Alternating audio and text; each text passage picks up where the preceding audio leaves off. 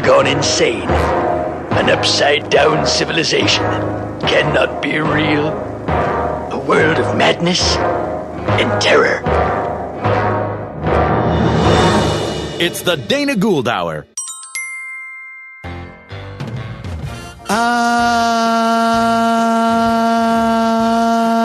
Summer. The kids are getting ready for finals, at least my kids are. Vacations are being planned, and if you're me, you're in Atlanta, making your best friends hang out in a swamp all summer as you film Season 3 of Stand Against Evil, premiering in November of 2018 on IFC. And in answer to your many questions, Season 2 premieres on Hulu when Season 3 premieres on IFC. We like to keep it confusing, but difficult to find. In the middle of all this filming, one thinks, holy shit, I have a podcast. Well, we got it done, and it's a great one, with 3 big boffo guests. Shaun Cassidy was an undisputed teen idol in the 1970s. He had a hit TV show, The Hardy Boys, and hit albums. His debut album, entitled, oddly enough, Shaun Cassidy, went multi-platinum and netted him a #1 single.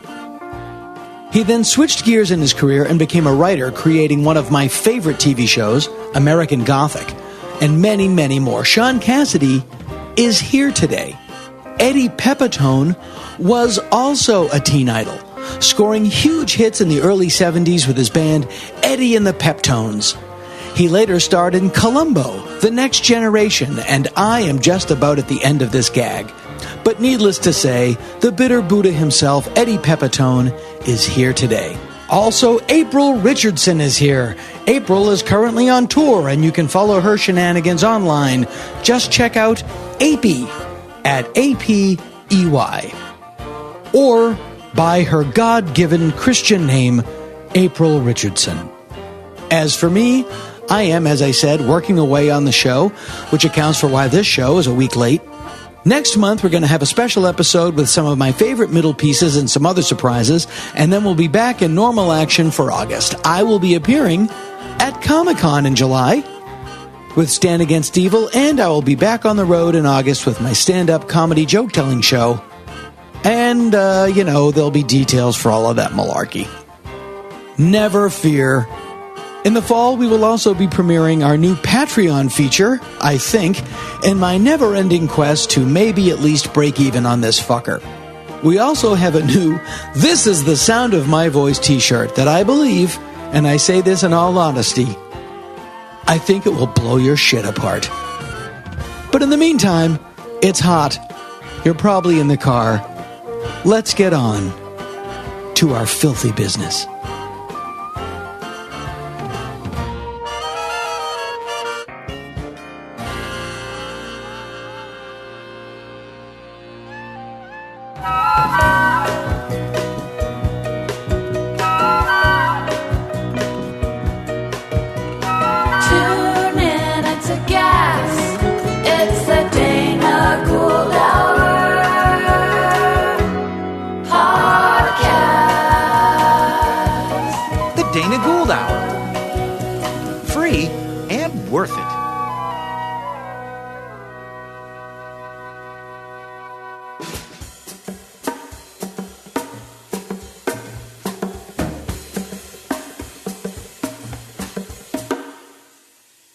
God, it's a beautiful day. It is a beautiful day. I was woken. Oh, you're to the woke? sound. Hi, I'm Eddie. By the way, hi, I'm Eddie Pepitone. Is that the sound of your voice? This is the sound. I know you don't do the podcast much, so I like to establish the tropes. I'm not woke. I don't want to be woke. That's a fucked up. Where did that term start coming into our lexicon? I don't know, but I don't want to be known as God. He was correct, hilarious. Hey, that's racist, but right? by the way, we're Statler and Waldorf. We have become Statler and Waldorf. Me and you? We're sitting in the balcony. That's not funny. When hip-hop and rap became popular, John Entwistle, the bassist for The Who, complained about it in an interview. Like, I don't get it. I don't understand it. You don't have to play instruments. They're just sampling other musicians. And Pete Townsend said, it's not our job to understand it. It's our job to just get the fuck out of the way. And I understand. I will fully say I completely understand that, and I agree with it. And then I do what I do, and my audience will follow me, hopefully, throughout the rest of my career. Hey, but you're like me, I think, and tell me if this is true. And I'm kind of, I guess, saying this as a little bit of a brag, but I have a really young audience. And by the way, the Hollywood people, like the powers that be, do not believe that at all. They look at me and go, just put him in a home. Get him the fuck out of my office. When you say young art, like Cloris Leachman and her friends come to your shows? Kenny Mars? Kenny Mars! I've always likened you to, in a very positive way, to Brother Theodore. I think that you're a spiritual cousin of a spiritual descendant of Brother Theodore. I've only seen much him, less crazy. I've only seen him on Letterman. Well, you're sort of timeless in your persona, and your angst is timeless. My angst is timeless. Yeah. I finally do get it, to be the old guy in the sense that whatever rap, hip hop, it does pass me. Like, I can't scramble and understand everything. Yeah. You know what I mean? And I do feel a little nervous about that. I don't know about you, but I'm like, oh shit, I absolutely have no understanding of this. But maybe I should take an Adderall and understand it. But it's also, I view it this way. If you look at your career or your life, if you look at your life as a book. Take it easy. Your life is a book. Okay. And it's made up. Shitstorm by Eddie Pepitone. Your life is a book, and you think about it mostly on the toilet. Your life, and 4 a.m. Yeah. Your life is a book, and there are chapters. And in a book, you don't keep reading chapter 1, and then you get halfway through chapter 2 and go, oh, wait, what? I better go back and reread chapter 1. No, you move on to different things. Like, I'm not supposed to be at UCB every night. I did. By the way, I stopped doing that. I used to be there a lot. Am I like a dilettante now that I'm not out there every spare moment? Like, no, I'm in a different point. I have other responsibilities. I'm doing a different thing. And you have to make room for the new people, and it's not our job to understand. Right. And I always see comics that are fantastic, or that are, it's always great. I just did. Were you there, Moon Tower? This year? Yeah. No, not I'll this put year. in a word for you. I've been there a lot, but not this year. This year's been a dryish year. It's a dry itch of a year. But I saw some. I'm not panicking, by the way, out there. Just because I've hit a certain age. You do that, and then you move on to a different Did you phase see a of lot your of great life and your comics? career. I did, and like new people, like people that were just, just breaking in that were great, and that I was like, oh, great. Yeah. I just like, I say this with comedians that are in the class ahead of me too. Just be funny. Just be funny. Just be funny. Yeah. You're not up there to. Yeah. You're not up there to teach or instruct. Or if you can sneak something in there in a funny way, but this is all my opinion. But the great comics, I love like guys like, I mean, you knew Hicks, and Hicks, Carlin. Those are my favorites too, but they were funny first. They were funny first. That's very true. That's very fucking true. Yeah, that's very true. Yeah, I mean, it would be interesting if Noam Chomsky, in his last couple of years, just started really putting out comedy albums like, all right, here's the Chomsky bit. UN Resolution 12565. What a piece of garbage that was. Thank you. Thank you very much. Am I right? Am I right, people? The Israelis call what they're doing to the Palestinians mowing the lawn. My lawn, by the way. And that's Chomsky's. Mowing the lawn. That's exactly what happens. Lenny Bruce. He was funny first, too. But he was funny first, and he got successful being funny. And then at the end, when he was not funny, he was only tolerated because he had been funny. And people were hoping he would get re-funny. Well, the storyline is that they drove him crazy with the obscenity stuff. And, he got obsessed with litigation. Yeah, he got obsessed with litigation. And Mel Brooks told him once, he said, do you want to be funny or do you want to be a martyr? Wow. He wanted to be a martyr. And he got his wish. Wow. They arrested him relentlessly in Chicago. See, In Chicago. Mostly it started in Chicago, and it was really not the drugs. It was the Catholic Archdiocese not liking his, jokes about the church. And that's why they went after him. Because he was a drug addict, he made himself vulnerable to arrest. But the Archdiocese, the Chicago Archdiocese would send cops into the club with, like, if he says anything, arrest him for obscenity. Oh, so the Archdiocese sent the cops. Well, the cops it was all, as Lenny Bruce said, Chicago is so corrupt, it's thrilling. And, the cops were all Catholic, and they would warn the club owner first. Like, if he says anything, we're going to shut you down for, so they were really, but it was about, it was about religious sensitivity. But Mel Brooks managed to make not dissimilar points in a different way, and he disguised it.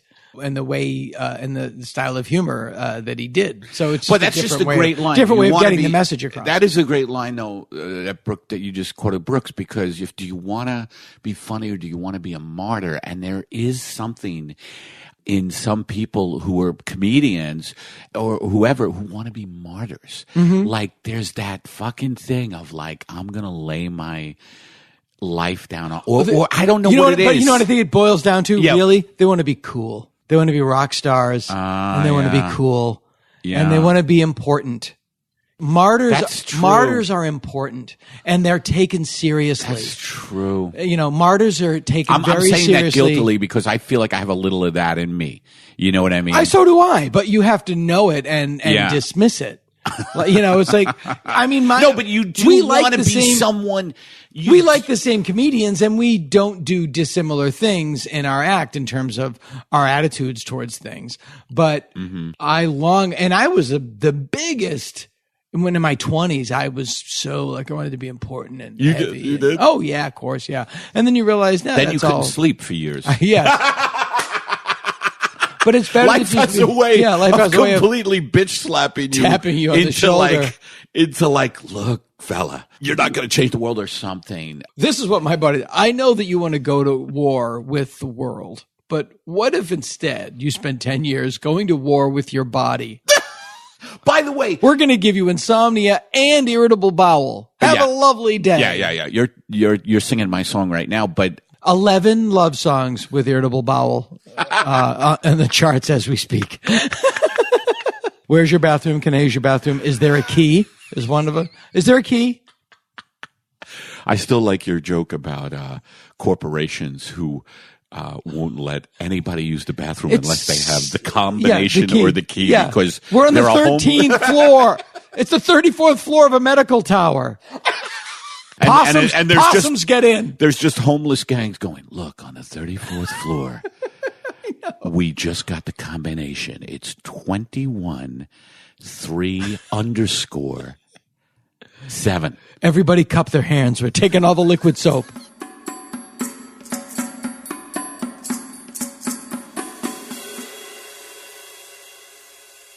God, it's a beautiful day here high atop the Mulholland Drive view shelf here in sunny Southern California. This is a pretty auspicious edition of the Dana Gould Hour podcast. We have a guest that actually has a resume. He was a Grammy nominee, 100% verified teen idol, recording star, TV star, and then what I'm the most interested in, just changed careers in the way that my brother worked for a phone company and then became a home inspector. And became an incredibly successful writer and producer. Shaun Cassidy is with us today. This is the sound of my voice. All right, we're gonna have to do that again. No, I'm just kidding. and no foray into American pop culture would be complete without our own pop culture reporter, funny man, April Richardson. This is the sound of my voice. I have to say specifically, funny man, and then a woman. I get called sir on the phone all the time, so you do need to specify. I just want to credit where credit. I stole that from Laura Keitlinger, who used to be introduced as Funny Man Laura Keitlinger. Oh, I love it. Or she would actually have her name, or she would say Funny Man Katie Cake Baker. Also Teen Idol, by the way. You left that out of my... You were also a Teen Idol. Yeah, in the way that I'm a national treasure. We're not that far apart in age, but you were incredibly young when you first broke. In the 70s. This is true. Broke in your career, not broke emotionally. Understood. But I think you're broken. I've seen American Gothic. You're broken. We're going to get along fine. I look forward. You started as I think when people think about you, the first thing they think of is the Hardy Boys, but you were actually a recording star. That came first. This is true. When I was a junior in high school, I signed a record deal with Warner Brothers to make records overseas, weirdly. And where were you a junior in high school? How does Warner Brothers? I grew up in a show business family. My mother, Shirley Jones. My father's Jack Cassidy, who was a Broadway musical. Right. And your mom, people should know, Shirley Jones was the mother on the Partridge Family. Right. I know her best from The Music Man, by the way. Music Man. She did sort of the Holy Trinity Man. of movie musicals. She was in Oklahoma Carousel and The Music Man. Yes. Right. Won an Oscar for a film called Elmer Gantry. Right, with Burt Lancaster. Oh, yeah. Yeah. So it was a perfectly normal household. By the way, Elmer Gantry, a great movie about the Trump. Right? It's ripe for a remake. Yeah, it is. That or A Face in the Crowd. We'll Absolutely. We'll certainly show it. So yeah, your mom is Shirley Jones. Your dad was a very I knew from TV in the 70s. Yep. Your dad was always like on Night Gallery. Columbo. Or things like that. Yeah, a lot of that. Yeah. So that was my house, and then my half brother David ended up on the Partridge Family with my mom. Your and he half kind brother of was David blew Cassidy. up when I was like 12 years old, and that really messed up my middle school life. Yeah, but you were older. But are you older than him or younger than him? No, younger by 8 years. Okay. So I was, whether I liked it or not, really was on this trajectory to like, you're going to do it now, aren't you? You're going to do it. You're going to do it. Right. There's literally a lot of that going on, and like everybody's That's good though, because it doesn't fuck kids up. Not at all. Not at all. Was your version of rebellion, were you ever like, no way, Mom, I'm going to be an accountant? Like, well, no way I'm going to be in a punk band and I'm going to run around on Hollywood Boulevard at 15 and go to New York for a year by myself. Okay, I mean, I did all kinds of I didn't know if it was Dickensian that, things when I was, or if it was like, I'm going to be a librarian. I'll show you, like the most opposite thing. Well, you I could did it get later to. because I became a writer, Right. where there was no precedent in my family. But Right. I literally was on this train and I didn't know how to get off, and off I went. But I think the good news is You were quite literally off the rails on a crazy train. I was in it, but not of it, Dana, if you will. I didn't know it at the time, but I've had some time to reflect on it. And I really think that I was sort of like, okay, I'll try this because I kind of know how to do it. It's been around my house my whole life, and I can sing, and I was a cute kid and whatever. And off we go. And it exploded, and it was a big deal. And even as it was happening, I was going, okay, what am I going to do now? Because I know this teen idol thing has a short shelf life just by virtue of You knew that at the time. Oh, 100%. Well, that's huge. Yeah, you're already ahead of the curve there. Yeah. But again, the advantage of having three people that were wildly successful by the time they were 18 in my family, my mother, father, and David, it was like, okay, there were other people you could talk to about this experience. I just got finished watching that Elvis documentary. Have you seen it? Yeah. Okay. I mean, he's always had Elvis Mitchell? J. Elvis Weinstein. Oh, the HBO one? Elvis the Searcher. I've only seen the first part. I haven't seen it. I have to see it. Yeah, if I can dream.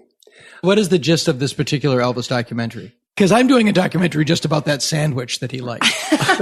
With the bacon and Yes. Yeah. Also called The Dream. I've only seen the first part, but I mean, the general gist is like he's more than the sum of his parts. I mean, it's just another thing of like he was deeper than just... I think he was everything. I think he was everything. Please believe same. But I think... Did you meet Elvis?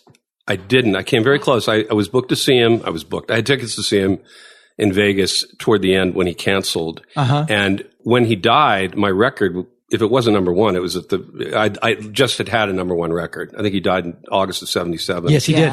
And I was the person that every AP person called because I was in that funny little link in that, Ricky Nelson to whatever chain. And was that To Do Ron Rum? Was that your hit? Was that first one? Yeah. And what do you think? What do you think? What do you think? I think I don't want that to happen to me is what I thought. Yeah. But I kind of knew it wouldn't because I just knew that this was like a little lottery ticket I'd won, and I was going to learn from it and figure out what I really wanted to do. And if your whole family's in plumbing, you go into plumbing, and then maybe when you're 30, you decide I'd rather be an electrician. I know people that are from show business families that have gone on to have big careers, and you can't escape the psychological comparison that you're doing the same thing that your parents did and your brothers are doing, and you can't not be competitive. And also to know if you're as smart as you are at the time, to know that it's capricious and limited. I don't think I knew it intellectually, but I knew it intuitively, and I'd seen it. I mean, by the time I my records broke, David was already done. And David Cassidy, for those of you who don't remember, was in the very early 70s, was the biggest teen idol in the country. In the world. In the world, yeah. Yeah. Close to the Beatles in England. A big deal. And I was always a Reuben Kincaid guy. I understand. And Danny used to come over to my house to escape his house. Yeah, I knew Danny because he used to be on Adam Carolla's radio show. Yeah, of course. But I bid on I don't know, I got to check in. I'm at Butterfield, and Butterfield is an auction right now, and I have bidding on a very, very rare photograph of Danny listening.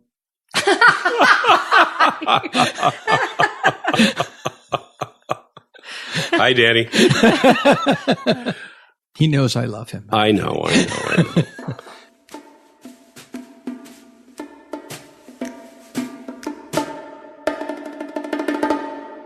Right now, with the Trump era going on, and I don't know, maybe it's the internet too, where there's all kinds of now, instead of just getting the news the way people got the news, on their television, there are firsthand accounts of atrocities now that you can dial up. And so you see that stuff.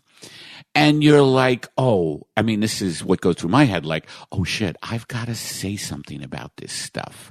You know what I mean? Mm-hmm. Like that comes through my head, but it's very difficult. Absolutely. But you also have to turn it off. I mean, as Mike Murphy says, we don't watch the news. We watch the news business. And the news is given to us. Business. The news is given to us in a way to create excitement, anxiety, drama. Which is so evil. Trump is that's so evil, by the way. It is. Well, Trump is always in a lather because Fox News is designed to put you in a lather. It's irresponsible, but it makes a profit. And the same with MSNBC. They all are in the same business. I'm a progressive. I'm a big progressive. I love the Chris Matthews show. I love Larry O'Donnell show. I really love Larry O'Donnell show. And I can't watch Chris Hayes and Rachel Maddow because no, you can't tell me the world is ending today. You told me the world was ending yesterday and it was ending again on Friday. That's what it's like. It's just like that's what it is. Like. Okay. I don't know if you saw this, but this just happened. Yes. All right. Meanwhile, they get paid millions. They're millionaires. And it works. They're celebrities. Yeah. They're not just newscasters. They're celebrities, and everybody's addicted. People are addicted now to the end of the world. Yeah. And may I plug? I'm doing a one-man show that's actually gotten some traction. You asked me before we sat down, what are you doing? And I'm doing a show called In the End of Days. In the End of Days. And I think why it's gotten some traction is because people are feeling this, what you're talking about, because it's presented to them like it's all, Eddie Pepitone, In the End of Days. I don't know why you're bringing up my colon. Yes, I have. Yes, I do have problems. Can I pitch? Is this too far along to pitch another title? Yeah, a little bit, but what's your idea? Pumpkins, pumpkins, pumpkins. Adam, that's my producer. Adam, we've got a new title. Pumpkins, pumpkins, pumpkins. That's a Chris Elliott. When Chris Elliott would go on David Letterman and plug his fictitious cabaret act, it was called Pumpkins, Pumpkins, Pumpkins. That's not my joke. It's Chris Elliott's. I remember Chris Elliott. And everything he would do would end up becoming Hello, Dolly. The sun is hello. He was a staple on that show, and I remember he had different characters. One was the guy who lived under the stairs. The guy who lived under the stairs. When he would come out as Marlon Brando, it was unbelievable. Well, that I just love that kind of shit. Yeah, I do too. I love so that kind of shit like that. I mean, he's descended from Bob and Ray, man. Yeah, and by the way, that's truly subversive. Bitching about Trump is not it's not subversive. Right. Why is that truly subversive? Well, because it fucks with comedy. It's subversive about the form. It's subversive about the form. And you're also saying, I don't care if you get this or not. Supposedly, you're up there. It's like, I'm up. Here's the biggest lie in show business. I'm up here for you people. No, you're not. No, you're not. Lying asshole. But I sing these songs so you may go home with a lighter heart. Yeah, I sing these songs so I can feel good about myself when you clap at the end. That's 2 on the head. And Bob, that's 2 on the head. Yeah. And that's very, and Chris and Bob and Ray also back in the 50s, Bob and Ray, they did not seem to give a shit whether you got the joke or not, which is, by the way, amazing. I love that stuff. And as we talk about it, it does inspire me and want me to still be a comedian. And the reason I love that stuff is because it was long form. Like those bits, they didn't have to be sound bites. They didn't have to be, 1 second sound bites. It was like, those were long. Oh, yeah. Those were like, you had to fucking like give your time to like listening to nuance. You know what it is? It's anti-authority. And this goes back to the thing that we were saying before. Comedians, by and large, always, with very few exceptions, side with the underdog. We side with the people. There are some exceptions which is unbelievable. Well, we were talking about a couple, but we won't mention their names. But you side with the people who are on the shitty snot end of the fuck stick. The people that are getting the shit kicked. People on the people that are oppressed and being bullied, et cetera, et cetera, et cetera. Yeah. Which is why, in terms of all this wokeaholism that we are in, That's a great term, by the way. I didn't coin it. No, it's around. I didn't coin it. Oh, it is? Oh, it's around. Wokeaholism is hilarious. In terms of wokeaholism, I, by and large, am on the side of the people who are complaining. Like, if men treat women like shit and women feel victimized, then I'm on the side of the women. Right. If black people feel misrepresented in media by the white power structure, then I'm on the side of the black people. I want to be on the side. Eldridge Cleaver can stay at my home. I want to be on the side of the underdog, the people that say fuck you. But now there's a woke power structure. What is it? That scans we are eyeball deep in a generation of narcissists scanning the horizon with a woke scorecard for anybody who violates the rules. Yeah. And that has become its own power structure. Well, yes. And my natural anti-authoritarian bent makes me want to go, fuck you. Of course. It's like I want to say fuck you to the people who are on my side. Yes, I also believe that we shouldn't bully people, but you're bullying people. See, that's what becomes very confusing about it, and like everybody's turned inside out. But what they're doing, those people who are like keeping the scorecard, and like they're fucking being fascists in their own right. Yeah, and there's a lot of hypocrisy. Oh my God! Why are people just horrified? in my own home? Well, look at Donald. Donald Trump treats women like shit, so he's evil. Bill Clinton treated women like shit. That's absolutely right. But he was pro-life, so we're going to give him a pass because he's pro-life. So we'll look the other way. Total hypocrisy. And the culture has changed. I was listening to this thing about all these Christians that look the other way about Trump's moral lapses, or complete lack of a moral compass is a better way. Maybe that's the better way to put it. Because they like what the judges are gonna, they like, but there's nothing Christian about, ICE breaking up a family of people who just didn't want to live in the middle of a drug war. The hypocrisy cuts both ways, and you do get really frustrated, and you see how people turned against the liberal finger wagging, and the liberal, PC culture came from that. And it's tricky because it is, I love Blazing Saddles. Am I an asshole for laughing at Blazing Saddles? Well, then fuck you. I'm an asshole. Great. Yeah. But I'll tell you, we live in such a fucked up time with, this fucking shift to the right, and now the backlash, like what you're talking about. It's very, it's a shitstorm. There was a great article that was written by, this guy who ran the American Enterprise Institute, which is conservative, and he's retiring, but he talks about how I don't hate liberals. I refuse to hate liberals. I start every speech that I give with who here loves somebody they disagree with. And he talks about the rise in populism in modern American culture. We've had 3 major economic collapses. In the 1800s, silver collapsed. Oh, is that right? And then in the 20s, the stock market collapsed. And then in 2008, real estate collapsed. And those were our 3 major collapses. And after every one, it takes 10 years to get out of it. Every time, it takes 10 years to get out of it. Well, we out of the Great Depression in 10 years, and like it happened in 29, right? Right. It takes 10 years for the foundations of an economic structure to rebuild and realign. And he goes, and in that 10 years, one thing happens. The donor class gets their money first. Oh, absolutely. And the other people left outside. And in every instance, that leads to a rise in populism, an angry nationalism, because there's a group of people who feel that they're not getting their fair share. And there is always a cynical person to step in to that vacuum and say, they're stealing from you. I will get it back. And that happened in every time. And in this case, that person happened to win. From the billionaire class. Yeah, he goes, but always was, always has been. And this guy goes, so I have a lot of faith in our system because this isn't new. This is as predictable. And it was interesting to hear a conservative say, like, Barack Obama, I disagree with a lot of his policies. He was not going to have a V-shaped economic recovery after that collapse. It takes 10 years. I don't care who's in office. It takes 10 years. Mm-hmm. And that was interesting and now it's been 10 years and what do you know? So that gave me hope. But the other thing for the first time is he could kill somebody on Fifth Avenue and nothing would happen.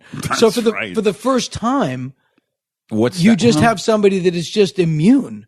Whatever happens to him, whether he is convicted and hanged or serves 2 terms and ends up on Mount Rushmore, 39% of the population will love him. And the rest of us will scratch our heads. And that won't change. And that won't change. I don't see how that ever changes. And all these people we got him now. Yes. No, you don't. Yes, that's the narrative, right? Yeah. We got him now. We got, look at this. Mueller, the Russians. Yeah. Barbara listens to the news from Ireland. Does she? Yeah, she listens to Irish news. Really? Are there a lot of folk songs? It's a lot of, but it's just you get the international news. Here's the top story. Here's the top story. First, take a pint. Like the total stereotypes I'm doing. There's voter suppression in Kilkenny. There's smoking in the streets. No, and they're just very, I just hear it in the morning and it's like, it's nice. They're smart. They talk about art a lot. They cover the global news, but they don't get hysterical. It sounds a little NPR-ish. It is, but it's just it's with a brogue. And it's I like that. It soothes me. And she's just like, she's so much smarter. And she's like, yeah, I just don't. It's a swimming pool full of diarrhea. You're like, let's dive in. No, absolutely. Let's not.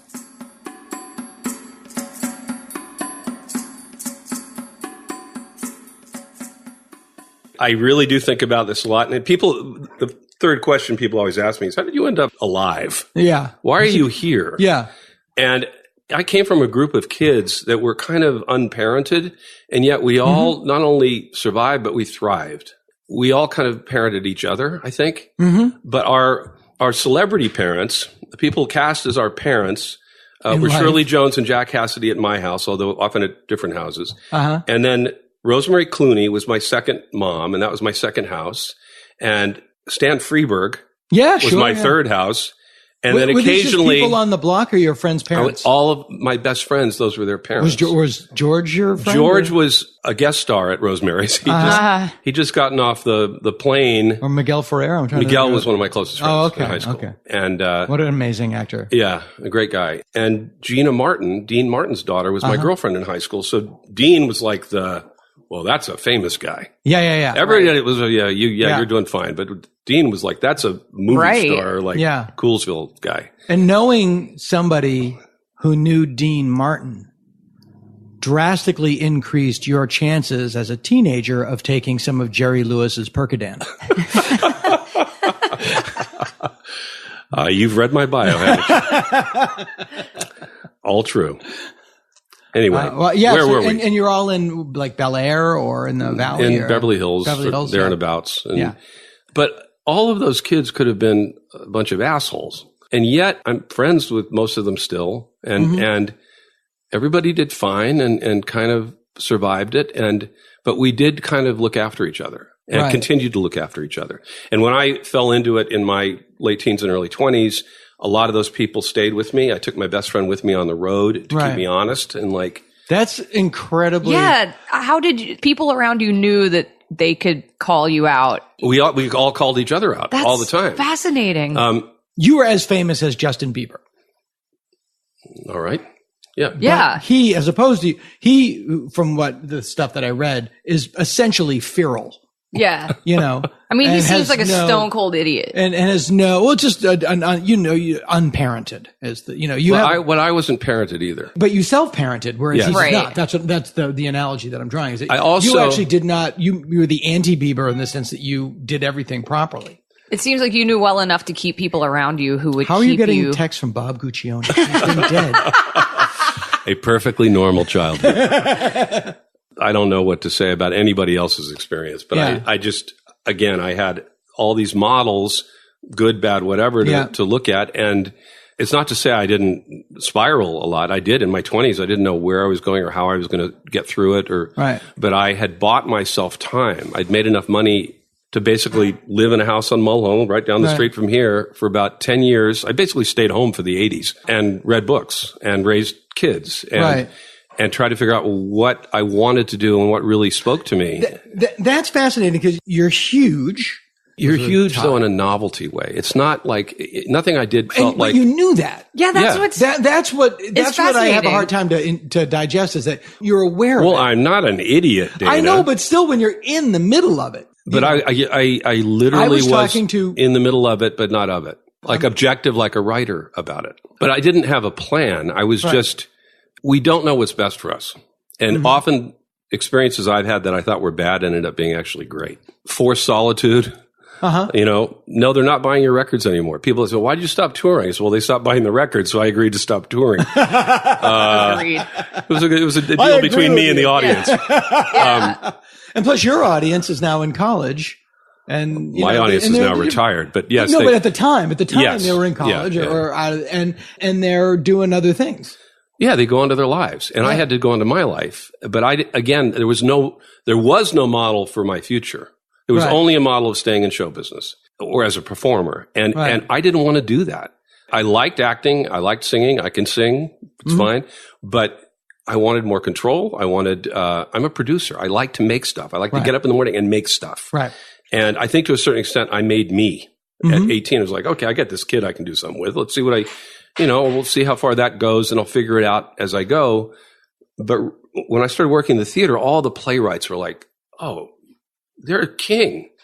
They're in charge. They actually get to invent worlds and have ideas at 4 a.m. and 6 months later, 300 people have a job. It's great. Yeah. Yes. And that's like, I want to do that. They're like magicians. They make shit out of the air. Yeah, and that's the fun part. That's how I discovered I wanted to be a writer.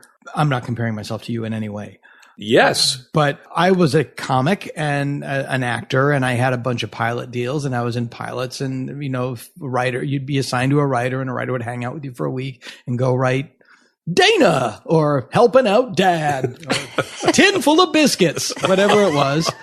And then I just got fed up and I wrote one myself, and it got made, and it didn't go to series, but I realized I enjoyed the writing part of it much more than the acting part of it. And now I act for fun, but I really enjoyed thinking, oh no, let's do this. And you're in charge and you get to create. And if you have enough self-esteem and personal maturity to not be jealous of the people getting all the attention once the cameras turn, then you're gold. Happy to trade it.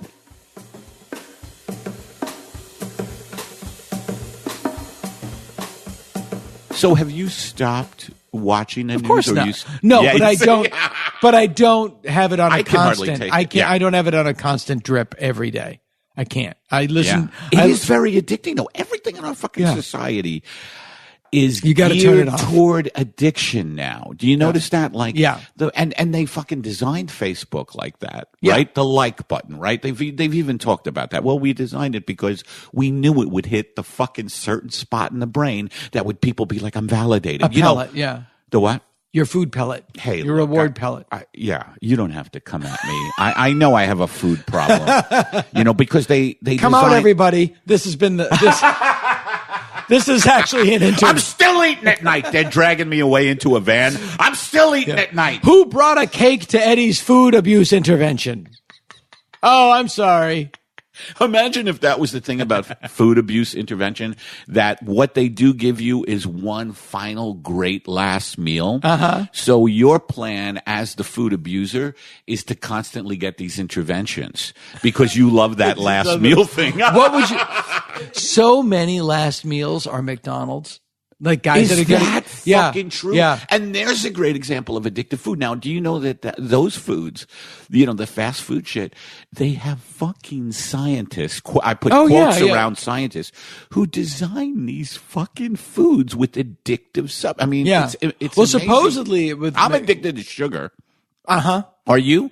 I'm not, because you look pretty good. I've lost weight. What have you been doing? I'm really sick. The best way to lose weight, by the way, folks, is to get a horrible disease. I started doing the 4-3, which is... I don't like anything that has a title, but what is 4-3? It's what Jimmy Kimmel What is he doing? You eat normally, but not crazily, but then Monday, Wednesday, Friday, 600 calories. And you mean you hardly eat anything? No, I today 600 calories sounds like nothing. This is what I had yesterday. Thank God we're meeting on a Thursday, because what you do is your stomach shrinks and you change your food habits. What I had yesterday is I don't put anything in coffee now except for milk, and I put 2% milk in coffee. I don't like. Okay, go ahead. Tell me your whole. Just conditioner. Just put conditioner in my coffie. Like oat milk or almond milk. It's just conditioner. Yeah. I had like 4 cups of coffee with milk in it. I might have done 700 calories or something. After a week, it's fine. You don't put sugar in it. What is your day? Just tell me what one fucking day is. For lunch, I had lunch. Yeah, tell me. So breakfast is just coffee? No. For breakfast, I had that. that yogurt, the FAGE. Yes. Greek yogurt. Faggy yogurt. It's nice. Which again, I get it because it's offensive. Faggy yogurt. Hey, Margaret, where's the faggy yogurt? It's all faggy, Al. It's made from... Look in the fridge. That's why they make it out of homo milk. Remember when you were a kid? When you were a kid and you'd see homo in the milk carton, you're like, Dana gets letters. Dana gets letters. Yeah. And if that offends you, stop listening now and delete your subscription. Please. If that offends you. Faggy yogurt. Yes, I know faggy yogurt. Yes. Yeah. But remember when you were a kid and it would say, you go to the cafeteria, you get your milk, is it homo? And your milk is just homo. Oh, yeah. Homo milk. So you had a 0%, like nothing else in it, just 0%. And I have frozen banana and some frozen blueberries and some yogurt. So that's breakfast. That's breakfast. That's fine. Lunch. I just want to hear this. Lunch. I had some turkey, like some. You get those little packages of turkey, like at Trader Joe's. Mm-hmm. I had like 5 pieces of turkey I have a head of lettuce. And I just rip lettuce off and put the turkey in the lettuce and eat it. So there's no carbs, I'd imagine. And I cut up a pepper, like one of those orange bell peppers. Yeah. Cut one of those up and eat it. Yeah. It's just like, you can eat a whole fucking head of lettuce. There's nothing in it. And then Barbara and I went out and I had a little bit of chicken and rice. Just went crazy. Had some chicken and rice. And that wasn't even lunch. That was like a post-lunch. And then for dinner, I just stir-fry some broccoli and asparagus with a little soy sauce, and that was it. That's it. Yeah. Not even a protein source with the broccoli and asparagus. No, because I had chicken earlier. Okay. Yeah. But you can stir fry broccoli and asparagus. You can eat a garbage can lid. Yeah. It's nothing. It's vegetables. It's not going to do anything to you. After a couple of weeks, it just broke. See, I need to do that. Yeah. I need to do that, but I need something late at night. But it's just a matter of. I perform late at night. And then you go home and you want to I've got this whole regular thing going on at a popular club. But I come home and last night I get so fucking. One thing I noticed, I don't know about you, is that if I drink coffee late-ish at night, it makes me hungry. The caffeine. Caffeine. Well, do you put sugar in your coffee? Nah.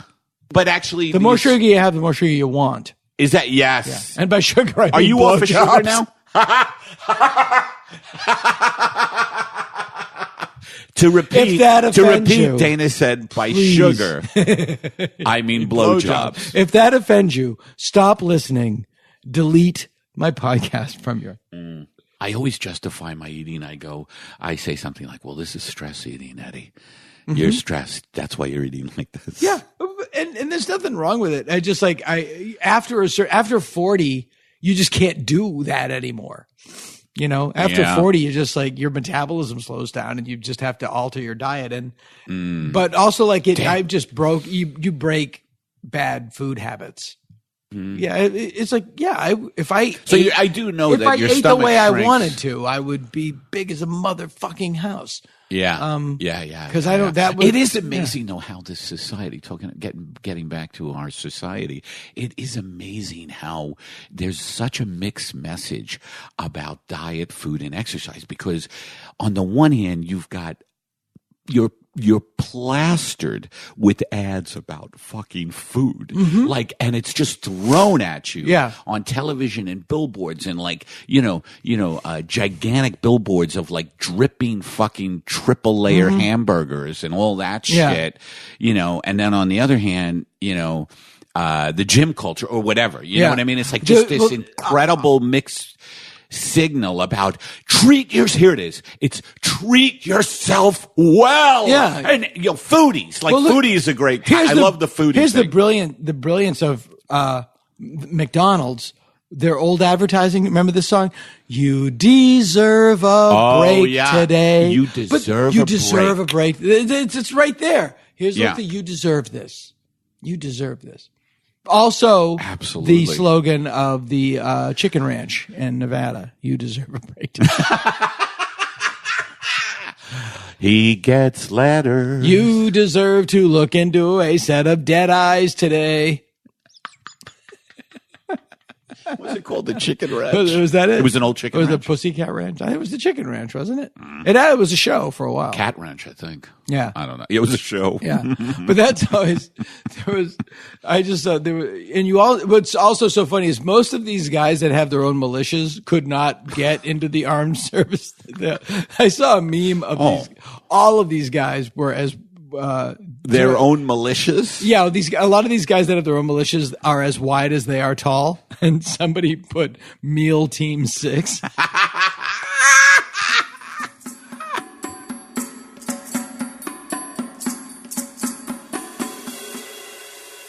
I just met you, and you seem so delightful and so warm and so back at you. But truly, we should say because people are only listening. Sean and I are both shirtless. Oh, well, yeah. I mean, that's the best part for me. No, truly, it's glistening. Because I know people, as somebody who's the lowest of the totem pole right now, like just a stand up starting out. I know people on my level who are like, but you know what I mean? In the way that I have the tiniest, I've been on TV like 5 times. So it's nothing compared to this, but I know people at my level that are like, I'm the greatest, I'm super famous, I'm the best. And I'm looking at you going, oh yeah, I just knew at the time that it's the most refreshing, fascinating that you had enough self-awareness to be able to remove yourself from it and go, that was pretty fun. And now I'm going to do this thing. And you don't seem bitter in the slightest bit. You're like, what do I have to be bitter about? Exactly. Nothing. I know people who say I'm the greatest usually are some sort of weird defense mechanism, except for Muhammad Ali, who was the greatest. Yes, was the greatest. Yeah. But it's also true because nowadays, because of social media, you can be a star of your own little show. Right. Your Instagram is your daily TV show. And but to not have the foresight to go, this is clearly going to end at some point and I should either do something else or I should be comfortable enough in myself to know like, oh, that ended and it was fun. And like, this is like a lesson in how to be awesome. It's great to hear this firsthand. It's also good if you view, because I recently found a bunch of old photos in a box. Nudes? Before the selfies, I was taking nude Polaroids of myself. Of course. Just me and all my friends, seeing like, oh yeah, this was when I was 32. This was when I was a childless narcissist who the world was catering to. Right. Because I was single, double income household with no kids. And a lot of people don't understand when that chapter in your life ends, which it has to end chronologically. You're supposed to move on to a new chapter, not struggle to recreate that chapter or to stay in that demographic. That's the kiss of death. Right. I know, but if you don't realize that, because there is that point when you first look around and goes, hey, there are young people behind me waiting to replace me. And yeah, you have to go someplace else. You have to. Well, and also, isn't it the love of making things, like you said? Shouldn't the first thing be like, I like making things? The byproduct of that is maybe I'll be famous, maybe this. But it's like the seed of it is I like to make things. But so many people go into it because they want to be famous. Right. They think if I'm famous, then I'll get the girl or I'll get something my parents didn't give me, or love, whatever. Right. Being famous in my house didn't have any real That was already par for the course. Yeah, it's like... I don't think I would have been a failure if I hadn't been famous. In fact, to my parents, I might have been a bit bigger success because, finally a doctor or whatever road I'd taken. Yeah. They didn't want me in show business. It's just fascinating to me because it really applies to everything. Everything we do is like, once you've done it, you have to let go of it. It's like some Buddhist thing. You just have to let it go because if you try to hang on to it, it's going to eat you or it's going to swallow you. It's just... Yeah. Well, that's what, oddly, that is what you cited the lyric. That's what watching the wheels go around is about. You have to let it go. And that's why he went on to live such a good, long, happy life. Oh, boy. Because sometimes God says, fuck you. What would I do? Or last question. You get to be a Beatle. You get to be a Beatle. You get to find the love of your life. Mm-hmm. And you get to stay home for the last 5 years of your life to spend with your child that you won't see after he's 5. That is true. That is Glass true. half full? Sure. All right. As I get older, I was like one of those guys. John Lennon was a cool one. I have a greater appreciation for Paul McCartney. He's the reason the Beatles existed. Yes. And I also can't have Keith Richards without Mick Jagger. Yes. You need somebody driving the car. Yes. And I also feel that if there's a great book about the Beatles called, there's only one book about the Beatles that I've ever seen. There's a great book called I've talked about it on this podcast, You Never Give Me Your Money. It's a psychological dissection of the breakup and takes them throughout their lives. And it's the best book I've ever read about divorce. Mm-hmm. And it follows all the traditional trajectories of a divorce. Yeah, absolutely. Which we both have some experience in. Yeah, absolutely. They could not break up the band until they had found their new partners. Mm-hmm. And then once they found the new partners, they could have, and the band was the family, and John and Paul were husband and wife, and the band was the family. Yep. And once they'd found new partners, they were able to get divorced, and that broke up the family. And the kids bonded, Ringo and George. Yes. Yeah, absolutely. But you also get the sense that John wanted to break up the band, but didn't know how. So kept doing things to blow it up. Like, anarchist. Yeah. Just bringing in Yoko Ono and nope, she's in the band now. And everybody taking it. Okay.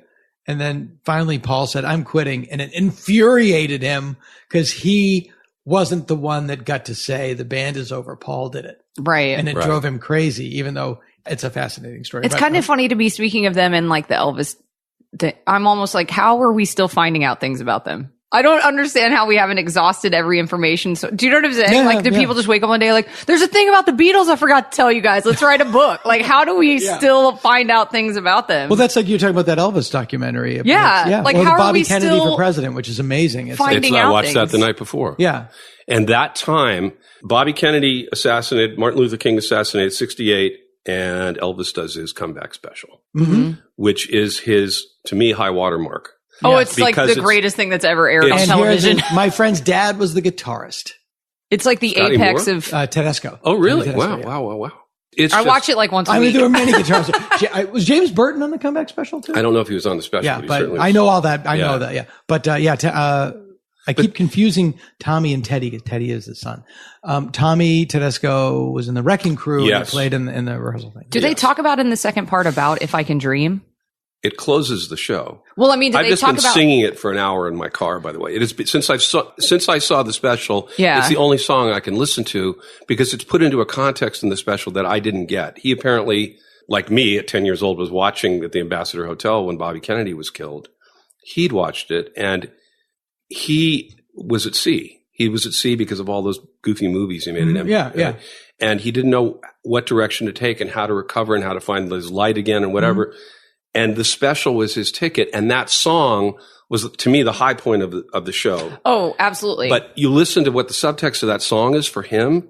It literally is this cry for help. How do I get out of this hell I've been in?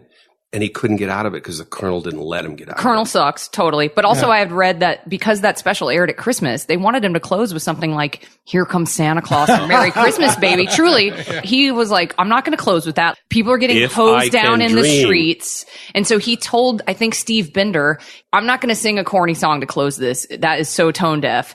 Bring me something that's more emotionally and politically charged." And they went home. Whoever, again, I could be wrong. It might not be Steve Binder. Whoever was the music director went home and wrote that and brought it in the next day. Like, here's this. And he's like, "Okay, I'll close with this," because it was, everyone's going to be watching this.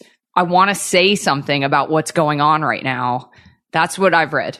And then so they closed with "If I Can Dream" instead of Christmas song. But it's not preachy. It feels like he's journeying inside when he's singing it. It's so great. Yeah. And he's raw. It's like, it's like John Lennon after singing Twist and Shout. He's, and that white suit and everything. It's just amazing. It's untouchable. Yeah. But it's also, to me, is like, you're talking about like letting go of everything. He kind of went back to who he was when he began in that moment, but it kind of encapsulated everything. And the great trajectory that didn't happen would have been, now I'm going to build on this and let go and do A Star Is Born with Barbra Streisand. And just have and do movie. I mean, he was good in Kid Creole. He wanted to do so much. I defend Clam Bake. You always do. It's the best movie ever made about a clam bake. It's true. You're not wrong. He wanted to do so much more. Although if you've seen My Mother in Carousel, we'll have a real nice clam bake. It's not so terrible either. Oh, no.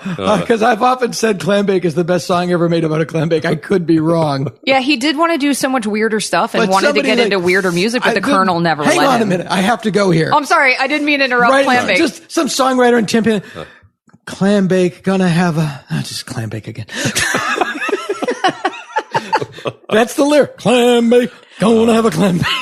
And in letting go of himself, he was able to sort of rediscover. Claim himself. Yeah. I had a micro version of that, I think. I think we all hopefully have to. Yeah. And do. Yeah. I'm hoping I get to do it again. But you went on to do, like, Elvis went back to what he did. When I left The Simpsons, I felt really, like, kind of lost. And I just went back on the road and started doing gigs again and then found a way to redefine myself. You went into a completely new field. Sort of. Was American Gothic your first? Yes. You're this very American, but Gothic. but in your fame, you were like, if an eagle fucked an apple pie, they would have had you. You were this completely. That was the perception. Perhaps. Yeah, sure, of course. The first line of your resume. Yeah. Yes. The bastard son of an eagle and an apple pie. And then you create this incredibly dark, really brilliant, underrated show called American Gothic, about a supernatural rapist sheriff starring Gary Cole, produced by Sam Raimi. Yeah. You've been produced by Todd Rundgren and Sam Raimi, and we have to get to both my heroes. Of those. Often confused. I sold a script to the guy who'd been the kid on the set of the Hardy Boys, going, "You guys want coffee?"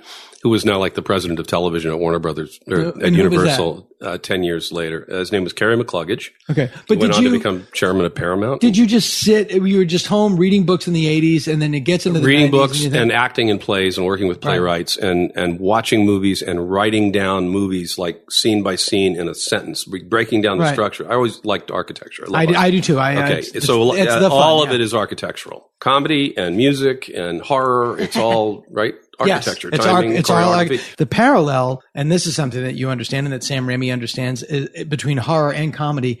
It's the gag and musicals. Yeah, musicals. Musicals, I don't know anything about. It's the same. It's like horror. Yeah, it's all about timing and building stuff, heightened reality, and it's literally called the gag. The gag. In Psycho, when he opens up the shower, that's the gag. Right. What's the gag? Oh, he opens up the shower and stabs her. Oh, okay, how are we going to set it up? And you have to suspend reality to make the gag play. And Sam with American Gothic would go through each episode and say, here's the jump bit, here's the scream gag, here's the, like you're hitting comedy moments. Right, Same thing. Yeah. Or the punctuation to a musical number, all choreographed. Anyway, so I had dark shit in my childhood, as most people who develop a sense of humor tend to have. You have a dark Irish sense of humor. Yeah. But, I can't do anything without there being, and American Gothic had a lot of humor in it. I mean, it was darkly funny. Yeah, totally funny. Because I associate dramatic events with funny people, because that's what I grew up around. Right. That's how we manage it. And so I wanted to do a show that felt organic to me and tapped into some darker, funnier, twisted shit that I had to kind of keep on the down low when I was the American Eagle Pie boy. Right. I always had an ironic sensibility, which didn't translate very well at 18 when you're doing interviews. You say anything dry. And so I wrote this script that just came from my heart or nightmare or whatever. And I loved it. And Gary Cole is the best actor in the world. He can do anything. And we had young Sarah Paulson in the show, who was extraordinary, and young Lucas Black, who just come off Sling Blade. And we were on CBS, which was so perverse and insane.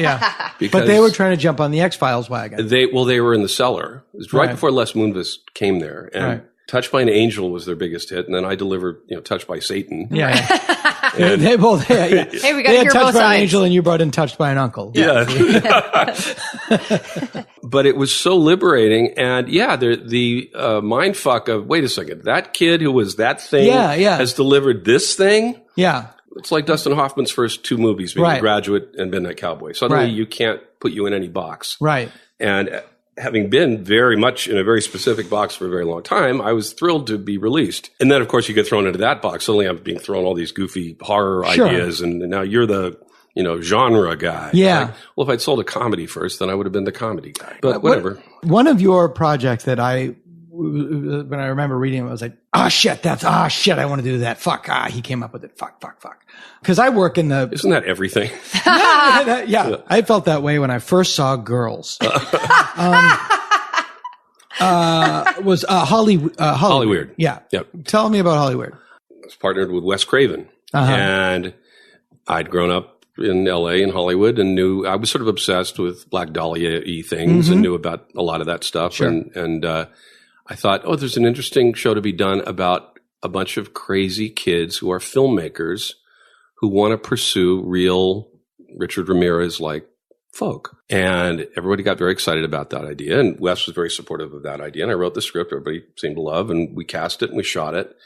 And it was for Fox. And at the 11th hour, after marching the three actors across the stage in New York, they said, "We're firing those three actors." I said, What? You just marched them out? Yeah. I said, I don't want to do that. No. And we got into this big debate about what the show should be. Why would filmmakers follow something crazy? I don't know. Why does Christine Amanpour go to follow a story? Yeah, that's what they do. It's a story. That's what they do. They're storytellers and they're obsessed with it. And it's also now? You're having this conversation now? Right. Can't they just be cops? No. They can't be cops. So I ended up leaving my own show before it ever materialized. I love this story about a small family in New England. What if it was instead firefighters in Hawaii? Right. Yeah. As ridiculous as it sounds, it's all the time. You guys spent $1 million on this. Now you're asking this?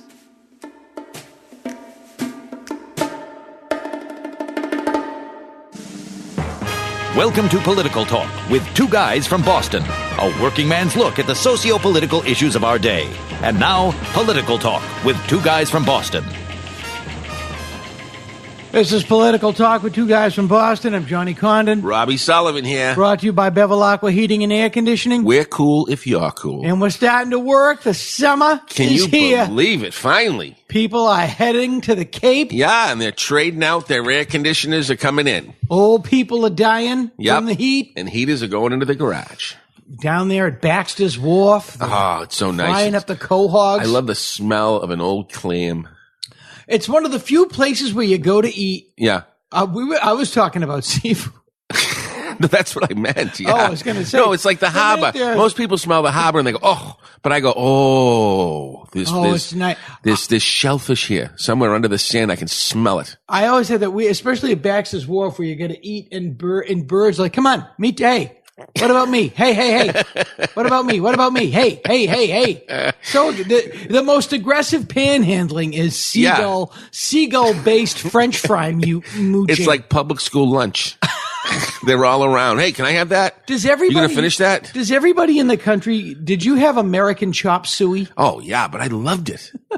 I never shied away from those things. I loved the chop suey. I even liked ratatouille when I figured out what it was. It's elbow macaroni and hamburger. It's excellent. How did chop suey get in, how did chop suey get into American. By American, I mean it came to this country and they put it in a pot and it melted down and everyone had to eat it. There's nothing.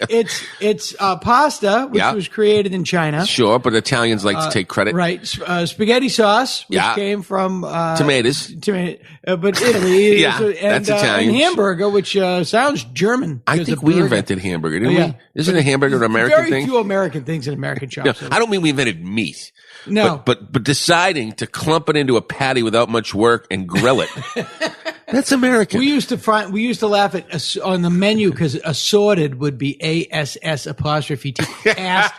Asked fruit. We have an asked fruit. And nobody got that because it made you seem like you were a little effeminate. When I was growing up, if you said, you know what, I'll have the fruit. Forget it. You couldn't do it. My father would look at me like I had just said, could I have 2 dicks to suck? Yeah, exactly. You'd have to say something. I don't need anything. I caught, kill, and consumed a barn rat on my way in this morning. Now you're tough. Fine. Now you're a tough kid. Yeah. It's like, we're paid today. Oh, yeah, what are you bringing over for lunch? I'm going to bring a salad. Silence.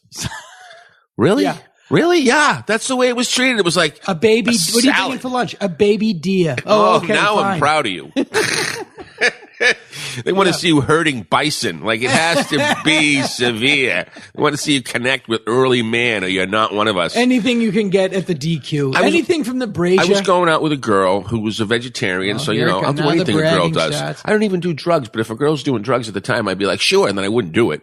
But I just, I'd pretend to go along is what I'm saying. You would sit there and think, wow, if you want to voluntarily make yourself incapacitated, you had no idea you were a criminal. So I was a relationship vegetarian. In other words, because I want to be around this girl and she says it smells better when someone doesn't eat me. All right, whatever I got to do to hold that girl's hand, I'm going to do it. See, I feel that human beings are innate meat eaters. Yeah, right. I think so too now, but I went through a period here. And what happens, you know what, Johnny? This is what happens. You fall in love, and in that moment, you lost me, but go ahead. I'd jump off a bridge to be with this girl for a half an hour. After the half an hour passes, I'll admit I am looking for a freaking Slim Jim. Sure. But in that moment, I did realize, and I went down the Cape, see my father. I'd just been with the girl. I'm like, no, Dad, I'm actually not eating meat. And he just looks at me weird. Mm-hmm. But you'll have a burger on the Cape. Well, no, I'm actually not going to eat meat because I'm going out with this girl. You're like, oh, Christ. So she's got you now, huh? She got you wrapped up. I don't even know her. I've never even met her, but she's got you wrapped up that you're not going to have a burger at my house on the Cape, something we've done since you were able to eat meat. And I'm just like, I had no idea that this tradition went this far, Dad. But yeah, I don't want one this summer. I'm not going to have one today. And he's like, I'm putting one on for you. And I ate it. And you know what? Because I cannot deal with that pressure. At that moment, I'm like, wow, we are meat eaters. This is not going anywhere. This is staying right here. I was at a barbecue once, and I remember this so clearly. My father drinking a Scrooge. He called him a Scroogey. Screwdriver? A screwdriver. Oh, that's a great vodka and orange juice. It makes it lighter. A Scroogey. Yeah. And the guy was like a friend of my brother's or something. I forget what it was. And the guy goes, you want a drink? And the guy goes, no, I don't drink. And he goes, we'll have a beer. That's actually, I grew up with that a lot. And when I worked on the Cape with the Irish tea, one of the things they'd be like, no, I'm not drinking tonight. Just give me a beer. What? Just something to use, just something to brush my teeth. Yeah, it's just like a soda to them. It's actually, what it is really is, it's like, I'll have a water. But that's what beer was. It was, I'm just going to have it. When I was bartending, you always get that guy coming after work and he'd order 2. Yeah. Because he couldn't wait for the second one. I actually know that feeling. With a Guinness, I just go, because it takes so long. Yeah, exactly. It's literally I do not want to wait for the second one. Someone's toasting me a sandwich? Well, order me something else because I can smell that. I'm going to eat that so fast. But I loved Guinness for years and years. Staggering out of Guido Murphy's at 2 a.m. Yeah, or waiting at Papa Belly's to pay $7.50 for a butt out of a case from a girl named Darlene who's mad at you that you want a beer. Angrily waiting in line to get a crack. How many? 4. $29. And then she looks at you, and if you don't give me a 10, I won't come back over to this area. And that's it. It's over. Angrily waiting to play the Miami Vice pinball machine. Because no girls will look at you. I remember the bouncers, Puffer Bellies. ID? No. ID? No. ID? No. ID? Who are you? Someone's mother? ID? No. But everyone was just getting turned away. It was literally like trying to go up to a trick-or-treat thing and go, hey, am I dressed like an adult enough? I got braces, but I crashed up my vet. I left it at the Melody tent. Let me in. Exactly. I left it in the parking lot of Canopy Lake Park. Did you ever go to the Melody tent? All the time I went to the Melody tent. Can you imagine? Let's just for a second, because I went to, let's go back and forth. You name an act, I'll name an act. We've seen it at the Melody tent. I saw Eddie Murphy and the Busboys at the Cape Cod Melody tent. Liam Clancy I seen. Oh, very nice. Yeah. I saw, who else did I see? That was the big one that I remember. I remember going and scalping tickets because I had seen a show there and realized, these people have families. Like, they'll buy tickets because they're coming. Yeah. With, they want to get an extra ticket or whatever. Like, I was scalping tickets at at Cape Cod Coliseum. And I went over there and I thought, I can definitely do this. But the show was Loverboy. Oh, boy. I didn't even know who they were. I had no idea how bad that music was. Sure. So terrible. I saw Elvis Costello and the Attractions with the TKO horns. No. 1984. I remember this. Punch the Clock Tour, Cape Cod Coliseum. Amazing. I'm out. That was you can. That's a mic drop. We're moving on. There's no more bit. He's the only troubadour the problem with the mic drop is somebody has to pick it up. And that is that symbolizes the problem with our culture. That's right. The coolest thing you can do is create work for, the coolest thing you can do is create humiliating work for someone else. Because whoever has to pick that mic up next is looking like, you know what, I know it was supposed to be over, but I'm going to say something else. Yeah, exactly. Or forget there's a fire. You're going to pick up the mic. Will the owner of a 1977 Dodge Dart license plate 4265ZX. At some point, there'll just be padded areas on stages where you drop the mic into so that the mic no longer takes an abuse. A pillow, a bit like where they keep the crown. Yeah, they'll be like, mic abuse. It's a real thing. Don't abuse these mics. Yeah, or a bouncing mic. What about that, Johnny? A rubber mic. A Nerf mic. They'll have it. That's going to be a real thing. It'll be like, it has sensors and it also has a GoPro on it. I cannot, anytime I see somebody with one of those little mics taped to the side of their face. Oh, yeah. Oh, my God. It's either upward people or a televangelist. You remember, I did musical theater when we were in grade school and stuff. I always liked it because it got you were a little minty. Yeah, I liked it. I just always liked singing. I like singing. A little in church. more sensitive than the rest of the fellas. Yeah, but wait, what were you just saying that brought me to that thought? Well, we were talking about people with little microphones taped to the side of their head. Okay, perfect. So I remember thinking, you know what, this could be something for me. I could sing songs and be in the thing because I'm the tough kid compared to everyone around me. I'm looking around going, turtlenecks, this is easy. Yeah, you're out of there. I win here at football. I'm going to get nailed, but here, I'm the tough guy. So I'm like, this could work. This could work. The first time I seen one of them mics taped to a man's face, I'm out. Yeah, I'm done. Mic drop. No, I don't need this. That's it. I don't need this. Mic drop me out of this. This brings to mind something that I want to say, and I hope people don't take it the wrong way or think that I'm being an asshole by it. No, what's that? I hope Joel Osteen dies soon and horribly.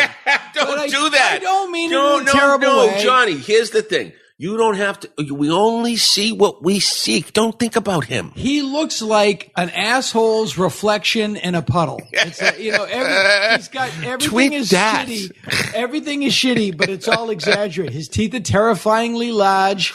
There's something wrong about his jaw. There is. He may have had an extension or removed an extension. He looks to like his jaw. the Joker made up to look normal. Like, if the Joker had to go to law school or something for a day, or like if the Joker had to go to the dentist and oh God, I can't go to the dentist, I'm the Joker. They're going to call it. So he would have to paint himself in regular makeup. Oh, that's wonderful. Yeah, you know what? It feels like if the Joker had a lawyer, it'd be the same guy as our president. Exactly. Michael Cohen would be the Joker's lawyer too. Michael Cohen would be the Joker's lawyer. I mean, somebody said something about him being on The Sopranos, and I was thinking to myself, yeah, that's the first character dies season 2. He's the first guy. That's the guy who gets his head run over with a SUV, and he's going out, driven by somebody's aunt. Well, he's going out the way Joe Pesci went, by his most trusted friend. Hey, come over here. Oh yeah. Hey, look in this dumpster. Oh, that's even better. You know what? I don't know if you've seen them pictures, but they show him like smoking cigars the day he's supposed to be in court, and he's like freaking sitting there with these Russian people. Those are Russian guys or whatever. And all I can think of is like he's like smiling and hugging these Russian men while he smokes a cigar. And what is the judge looking at that footage when she gets home, and what is she thinking at that point? It's so beyond. It's wonderful. So beyond. I know. It's my favorite show that you can't get an episode of. You just have to watch clips. Yeah. There's no actual episodes. You can't go like, oh, I'm going to watch 1 through 10. No, 1 through 10 is still coming. Somebody said something. There was some documentary. I forget what it was about, but somebody said nobody watched it, but everybody reviewed it. Well, that's kind of the way thing. My nephew was saying, I don't want to watch this. I'm like, why not? He goes, it's longer than 3 minutes. It's longer than 3 minutes. Oh yeah. They have, the problem with that is baseball. They're having a hard time. We just played the Yankees. Yeah. Oh, yeah. We had big series. It was in New York. We lost 2, but guess what? We have the wonderful taste in our mouths of a home run win. We lose several we win the war eventually. Yeah. That's what right now, as they left New York, we were dead tied with them and we're the 2 best records in baseball. That's what we want. Yes, everyone deep down was, I hope the Yankees tank, but that's not what we want. That doesn't create the tension we need in August to get us into September. I hate to continue quoting Godzilla. Nature finds a balance. That's what it is too. With all the Stantons and these people the Yankees have been buying our whole lives, this is the 1 year I'm like, oh, good. And that's what load up. And that's what we're waiting for in this current news environment. Yeah. Who is the answer to Trump? Because nature will find a balance. You know what? That's the interesting. If it is like The Sopranos, we still don't have a protagonist. No. We don't know who to root for. Is it Mueller? Because we don't see him enough. Know. You got to put him in more episodes. No, he's been written out. He's getting 7 episodes top. Somewhere out there is a silverback gorilla that likes to shoot people with a super soaker full of cat pee. That's the protagonist. Yeah, when he shows up on a car. That is the Muto to his Godzilla. That is the balance. They're going to strap that guy to like a car, like he's one of them Google's Earth things, and he's just going to be killing people in traffic with that thing. And they're like, "Oh, I didn't die, but it smells horrible." That is the Muto to his Godzilla. That is the balance that nature has found. Have you seen any of these Marvel films? I've said this before. Those Marvel movies. Yeah. It's like. Do you remember Alex Reed? Yeah. I knew it. Alex Reed had the really funny joke he said to me once. He goes, I only have one reggae album. You only need one. That's funny. And that's the same thing with Avengers movies. You only Which need one did he have? I don't know. Tosh, Marley? No. He had like matter. Dirty Reggae by the Philip Phillips. I had this one. Dun, dun, dun, dun, dun, dun, dun, that one. The good one. He had the soundtrack to Cool Runnings. That's the opposite of a reggae album. That's not a reggae album. By Marvin Hamlish. That's like saying, yeah, man, I love rap. Come here, let's listen to some Vanilla Sky, or whatever that guy's name was. Vanilla Ice. Does it still start with the rapper going his name and I'm here to say? It's like, I love rap music. Those Joe Piscopo Miller Lite commercials. Oh my God. I remember early on my father saying, you know what, the rap song was on when I went into the store, and I'm listening to it going, this guy's just bragging? Like, that's the song? Oh, some kid was telling everyone how great he was, and he heard a beat in the background, and then he started moving, and I'm like, that's not how this happened. This happened because they're trying to express themselves. You think about what was the music with the New York Dolls? What would you call that? I guess that would be punk. Punk. So New York Dolls were punk. If you listen to that, you're like, this is weird. This isn't something you could put out today. But it had so much energy behind what they were trying to say that wrapped up the music part of it. It doesn't matter. It doesn't matter. They're saying something, and that's more important. And I think that's what the rap thing is, that I don't necessarily understand what they're saying. And when I say they, I mean the blacks. No, I'm kidding. I'm just kidding.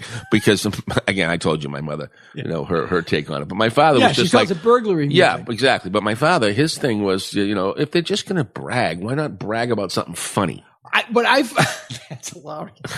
But what I find is that different cultures, like, yes, that rap and hip hop is very boastful. Yeah. And country music is the opposite. It's very, my wife, it's very downbeat.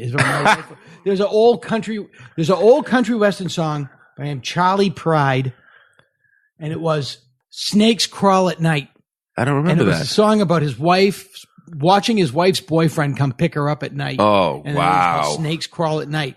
But Charlie Pride, they didn't put him on his first 2 album covers because he was black. Oh, you're kidding me. So they didn't want people to understand. Yeah, they didn't want people to think he didn't sound black. So they just, know what? Well, it's a nice picture of a bench. You know what? He showed up late for the photo. He wasn't there. We didn't get just a shadow. We still took one with him. It didn't look as good. Yeah. That is weird. No, it's a halo. I love Charlie Pride. He was wonderful. He's amazing. He was wonderful. But here's the thing. Punk rock came out of Britain in the mid 1970s when Britain had was economically stifled. It was in decay and decline. The economy was tanking. Yeah. There were no jobs for the working class. Now listen to me. Listen to this closely. There were no jobs for the working class. So what are they going to do? So they embraced anarchy and nihilism. Yeah. And a celebration of a flaunting of all of the conventions of proper behavior in that culture. I am an antichrist. Yes. I am an anarchist. As a primal, I want to be anarchy. As a primal scream against the government and the hopelessness that they felt. Yeah. Well, I remember just putting the word. Like people who voted for Donald Trump. That's true. They wanted to throw a Molotov cocktail at the system, and they didn't realize it was a mirror, and it was going to bounce back and hit him right in the face. It's a punk rock gesture. It is. It's completely. That's a good point. I like that. The problem is with him and punk rock. Yeah. The second album is tricky. I like the Garage album. Yeah. But once they leave the garage, it doesn't work. It's hard. Then you start to repeat yourself and it gets a little boring. Yeah, and if someone's just singing a song about right now, they're like, he's a man on a horse who bought too much and he doesn't know how to afford what he's got on his horse. Like, what? No, I don't hear any songs coming out that are like, oh, let's speak to this, because people that are singing songs don't want to have to think about this. Please, we're going to end this right now and get you into a recording booth. Yeah, don't you think that's got something to it? A horse.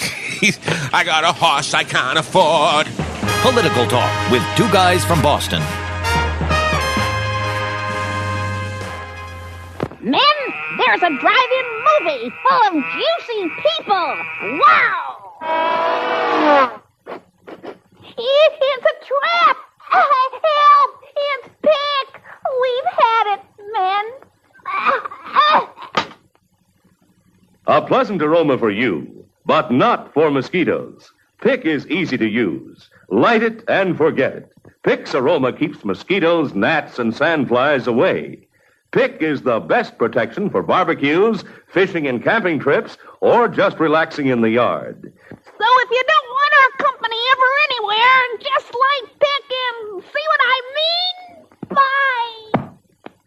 Pick is on sale at the refreshment stand now. He is known more than anything else for his portrayal of the honeymooners Ralph Cramden, the beloved Brooklyn bus driver who frequently threatened to severely beat his wife. One of these days, pow, right in the kisser. Bang, soon. You're going to the moon.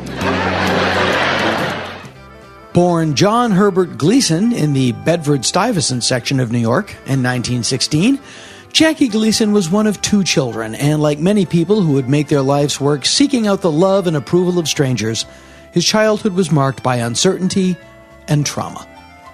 His brother Clement died of meningitis at the age of 14. On the night of December 14th, 1925, when Jackie was 9 years old, his father Herbert, who wrote insurance policies for a living, collected and destroyed all of the family photos in which he appeared. The next day, he went to work, collected his last paycheck, and disappeared. His mother went on to work as a subway attendant, and young Jackie went to work hustling pool. When he was 19 years old, his mother developed a large carbuncle on her neck. A carbuncle is a, quote, cluster of boils, end quote, and as such is not the kind of word you want to see showing up on a Tinder profile. Regardless, it is indicative of a whopper of an infection, and Jackie Gleason's mother got one. And Jackie, after all, being a pool hustler, tried to take care of it himself. And his mother died of sepsis, which, in broad strokes, occurs when your body tries so hard to fight an infection that it kills you in the process. Take that, infection! With that level of trauma and misery under his belt before he hit the age of 20, there was only one place for young Gleason to go: showbiz.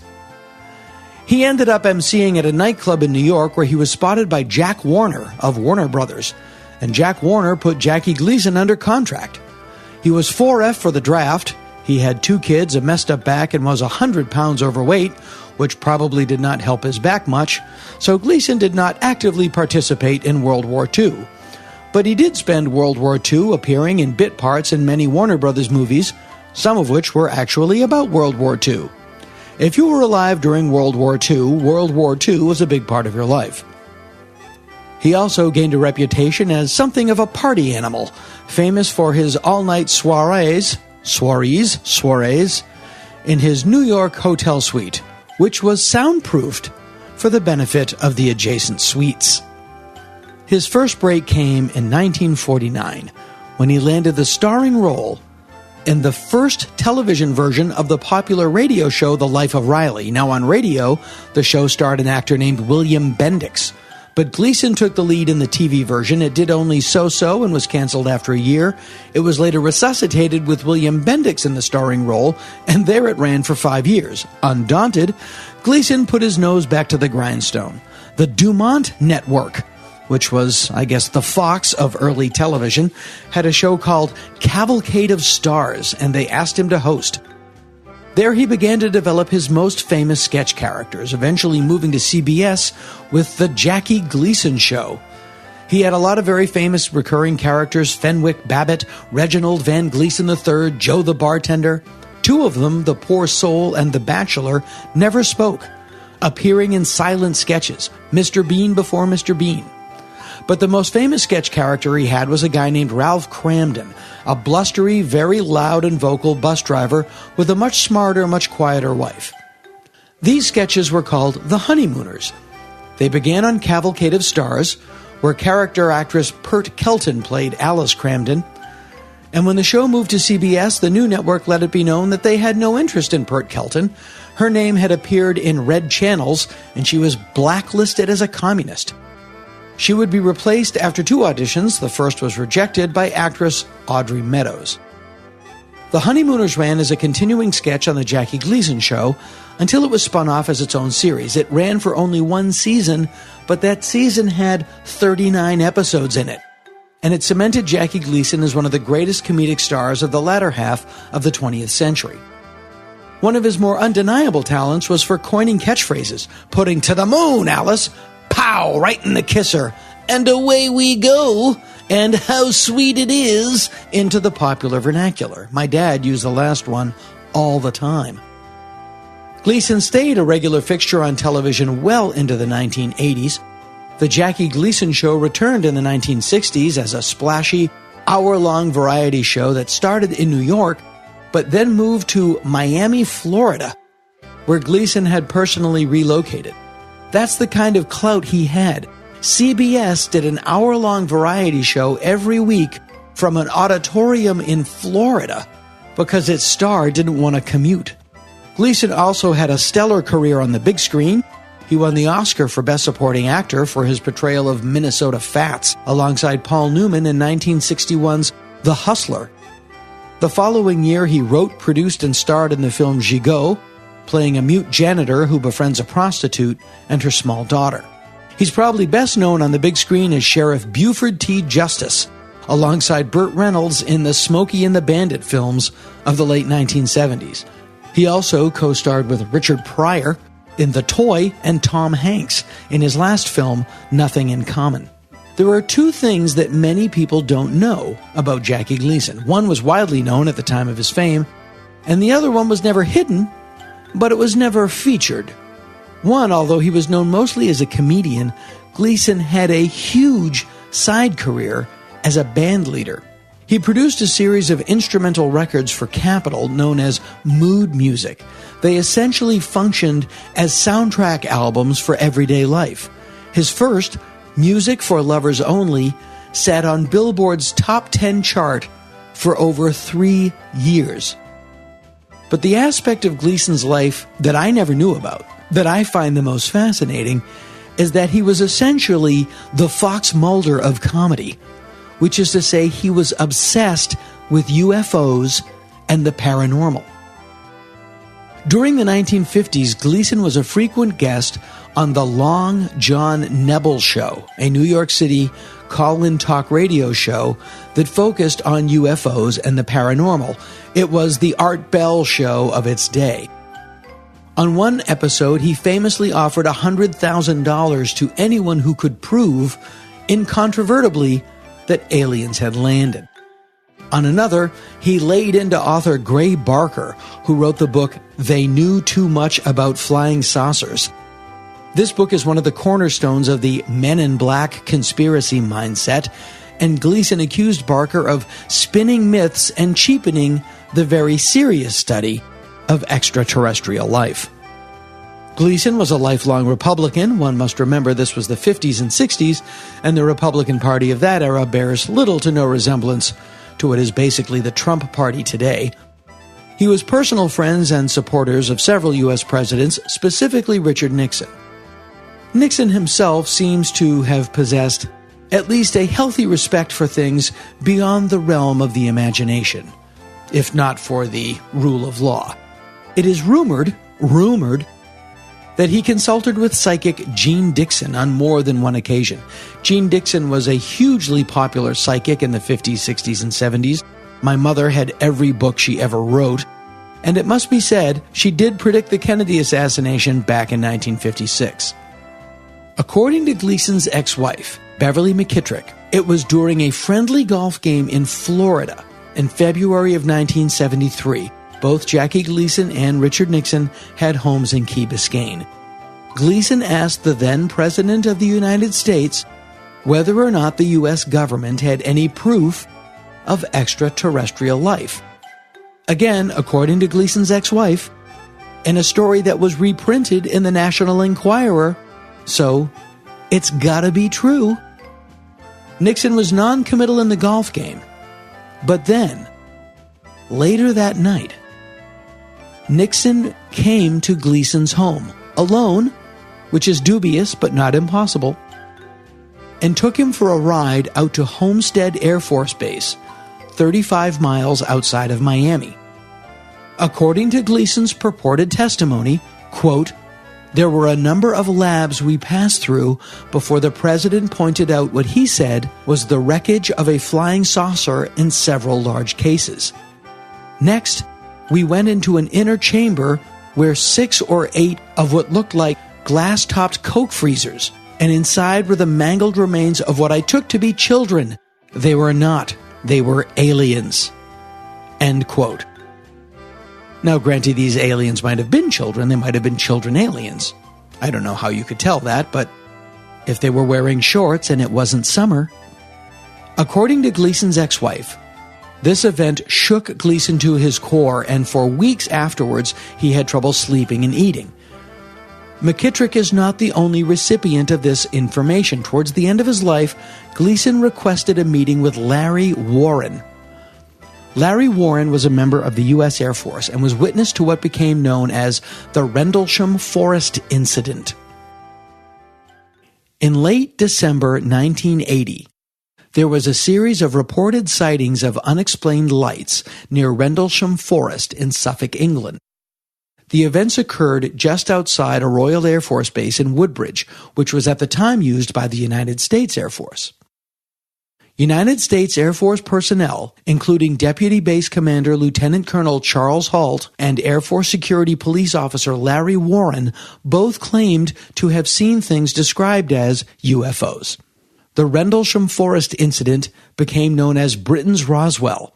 In an interview for Timothy Green Beckley's book, UFOs Among the Stars, Warren talks of a meeting with Jackie Gleason at his home in Westchester County, New York.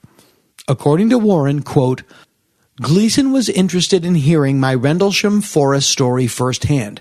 There were hundreds of UFO books all over the place, but Gleason was quick to point out that this was just a small portion of his entire collection. Then he said, I want to tell you something that will probably come out one day anyway. We've got 'em. When I asked, got what? He said, aliens, upon which Gleason began to relate his Homestead Air Force Base story. Jackie Gleason died in 1987. When approached with stories about his close encounter, it is true that he never officially confirmed or denied it. His library and papers were donated to the University of Miami, and they do contain close to 2,000 volumes on UFOs and the paranormal. His house in upstate New York was absolutely shaped like a flying saucer, and if you don't believe me, look it up. I'm going to apologize for this joke ahead of time, but maybe he thought he could one day take it. Great story if it ends there, right? Well, it doesn't have to. Any fan of comedy has to have the original 39 episodes of The Honeymooners. Like Chuck Berry is to rock and roll, the foundations of everything that came later are laid right there. And when was the last time you saw Smokey and the Bandit? If I had to explain the late 1970s in an hour and a half, I would just put on Smokey and the Bandit and leave the room. All this and more awaits you. Just toddle on over to DanaGould.com, click on our Amazon banner, and shop away. You get what you want, and for not one extra penny, we get a couple shekels tossed our way to keep the lights on here at the podcast. Also on the homepage of DanaGould.com, you'll see options to donate to the show or subscribe through PayPal.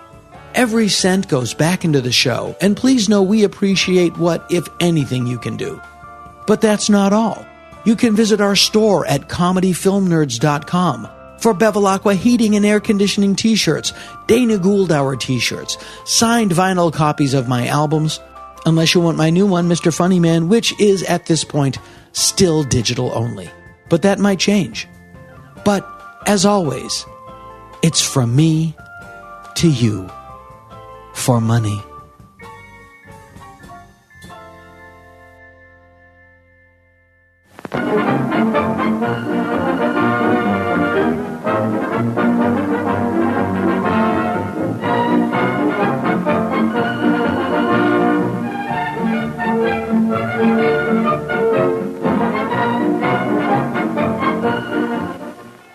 When you are talking about Bigfoot sightings, it all starts with the Patterson and Gimlin film, to be sure. But if you're talking about UFO sightings, specifically alien abductions, then you are talking about Betty and Barney Hill.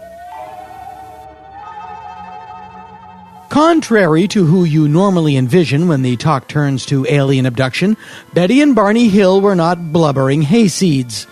Barney was a respected, reliable employee of the U.S. Postal Service, and Betty was a social worker. They were diligent, church-going community leaders, active in the NAACP and the U.S. Civil Rights Commission.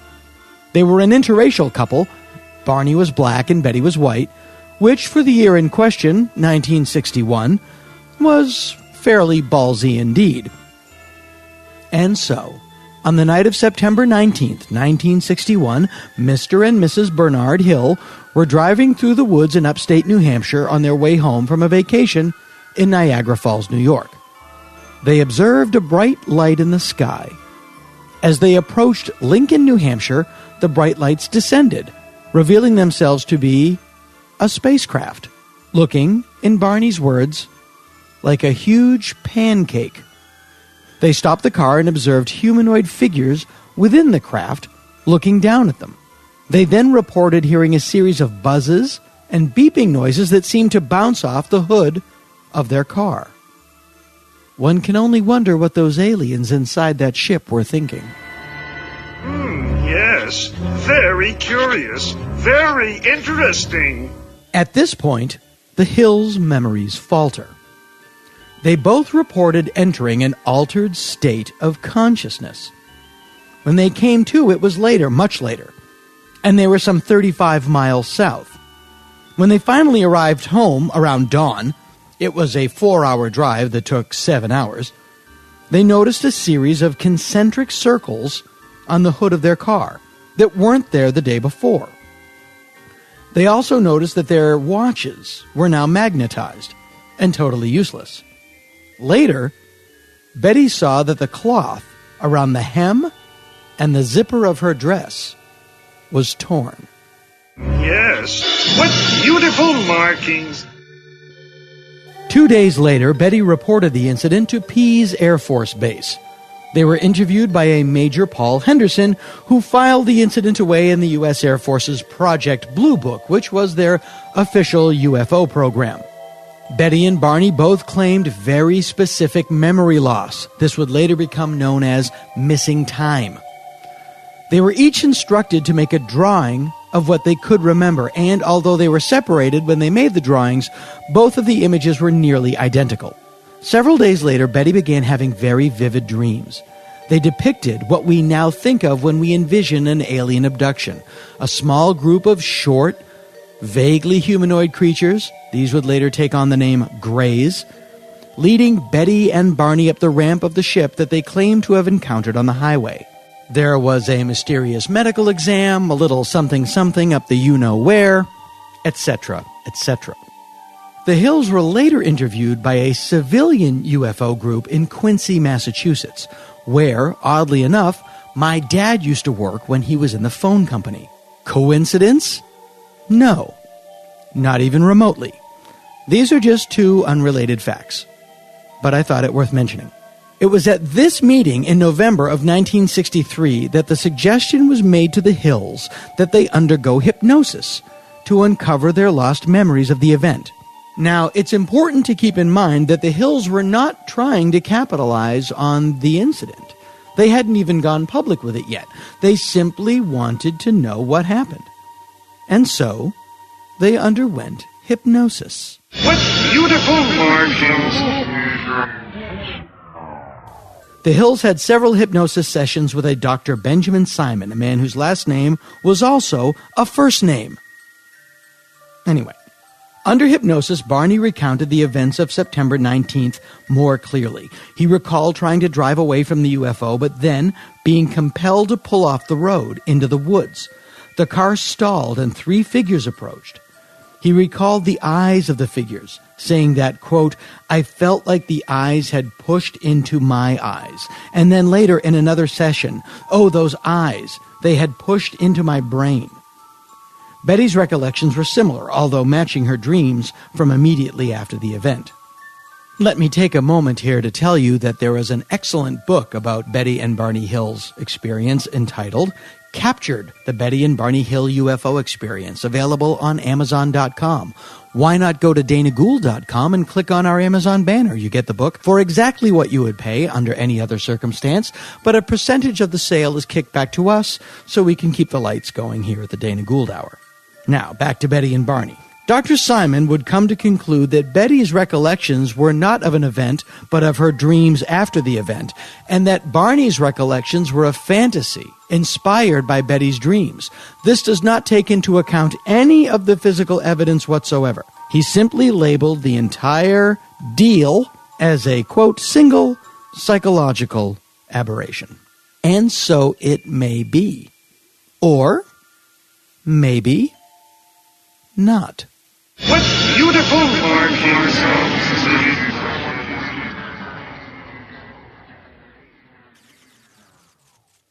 Deeds Brothers Dairy, the home of the finest in dairy products. Milk is health. Deeds Dairy name on a bottle or carton is your guarantee of taste, satisfaction, and quality. Every day, more housewives choose Deeds fine dairy products, truly the brand in demand. For a complete line of the finest dairy products, call Deeds Brothers Dairy, featuring worry-free home service. Delivered to your door. That's Deeds Brothers Dairy.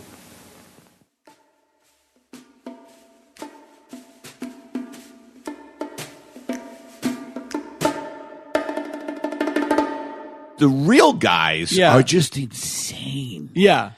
They're insane about what they do exercise-wise. Well, you have to be. Yeah, it's like, hey, you're going to get shot at. You better get in shape. God, I mean, it's just crazy. But it's they wake up kickboxing for the first 7 hours of the day. I know. No, and they wake up at 4 a.m.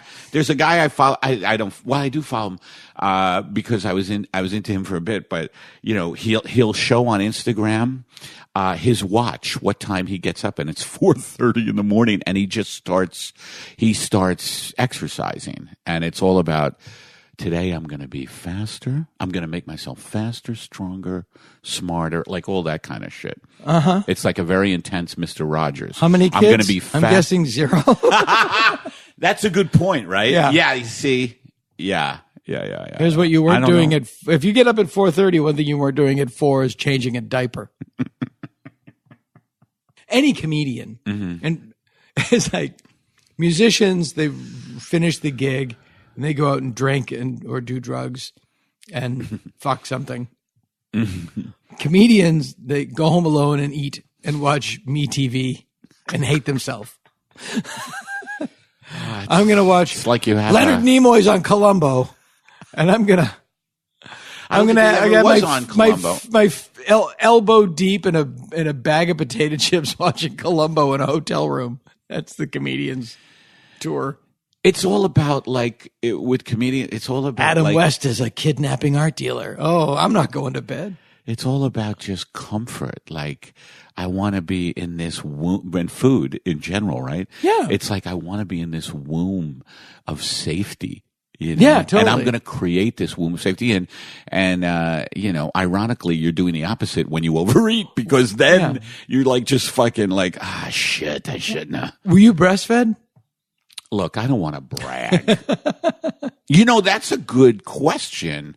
If I don't know. I should know that. My mother did not believe in bottle feeding children, but refused to breastfeed us. So we had to go to door and ask to be breastfed. But we were babies, so we would crawl. It was a very tricky. My brother. The Gould children are here. I don't know if you're into it or not. Get out your Doug. I just instinctively know what that means. A Doug is a chimpanzee's boob. Those big, long, horrible. And here's a great expression: those long, horrible boobs. But you know what I've been listening to like when I turn off the news, because you live in LA, you're in your car so much. I discovered this amazing, like on this podcast. Yeah, I do the middle piece, which is just like, here's a little thing I'm interested in. Or something I really like. Last month it was Roy Orbison. Like, Roy Orbison has a really interesting story. Yeah, I love Roy Orbison. So him and Dylan had a bit of a falling out at some point. Oh, did they? I don't know if you know that or not. Yeah, they did a tour together, and I think and Dylan, there's a great was this in the Wilburys? No. Oh, was he in the Wilburys? Yeah, they were both in the Wilburys. Oh, maybe I'm thinking of another guy. I don't know. I know a guy that did open for Dylan, and they were really good friends. And then the minute this guy got on the payroll, Dylan stopped talking to him. He got on the payroll? Bob was like, "You want to open for me?" He was like, "Yeah." Yeah. And then the minute he was a part of the tour and Bob was paying him, it was like everything changed. Is that right? Yeah. Oh shit. Well, here's an interesting thing. Shine a light on something that I find interesting, and give it a cursory story. break up the podcast. Yeah, and give it a cursory 20 minutes of here's the interesting thing. But then I discovered this podcast I told you about. You must remember this podcast with Karina Longworth, which was like a deep dive every week into old Hollywood, some crazy thing about old Hollywood. Good stuff. And it was just a much better version of the thing I do. I give like a little sample, and that was a real deep dive. And is it still going on, that podcast? It's still going on, but she does seasons, and then we'll go, goes away and writes the season and then comes back. It's not that they're working every month like you know who. And then I just discovered this other amazing one. April Richardson turned me onto it. Cocaine and Rhinestones. What's that? And it's just the crazy lives of country western musicians in the 20th century. And shit. all of them put punk rockers to shame. With their partying? Yeah, it was like Sid Vicious and Richard Hell had fucking nothing on Ira Leuven. It's like, Ira Leuven was shot 6 times by his third wife and survived because it was a 22. It is amazing that we don't know that. Well, I don't know. Just growing up in cities, right? Yeah, if you're not more from that rural culture. and I hesitate to call it pastoral culture. It's just Southern culture, it's like country music. And I grew up around it because my mom was from Virginia. So it was always playing. But I'm not specifically a fan of it. We did not have country music I'm played in my I'm not place. a fan of it. It doesn't really. I like some of it. Yeah. But I don't care. I love crazy people. Yes. And so I will, instead of like, I'll check my phone and get the headlines. Like, okay, this is going on today. And then I'll turn it off and then I'll listen to like that or just something else. Okay. You can't submerge yourself in. Do you download it and listen to it in the car? Yeah. Yeah. Fuck, you live a good life. No, I could just be seen stuck on the 10. You don't listen to podcasts in the car? I don't, and I should. Except I did do one. Tell me if you heard this, but it was called Shit Town. Have you heard this one? No. You would fucking love it. It's Shit Town? Yeah, or they call it S Town because they can't say okay. shit. S Town I have heard of. Oh, that's funny that you didn't. But I've heard of S-Town. It started. It was an NPR thing. It was sort of like Serial. Wasn't it like the second season of Serial? And then it's I'm not sure.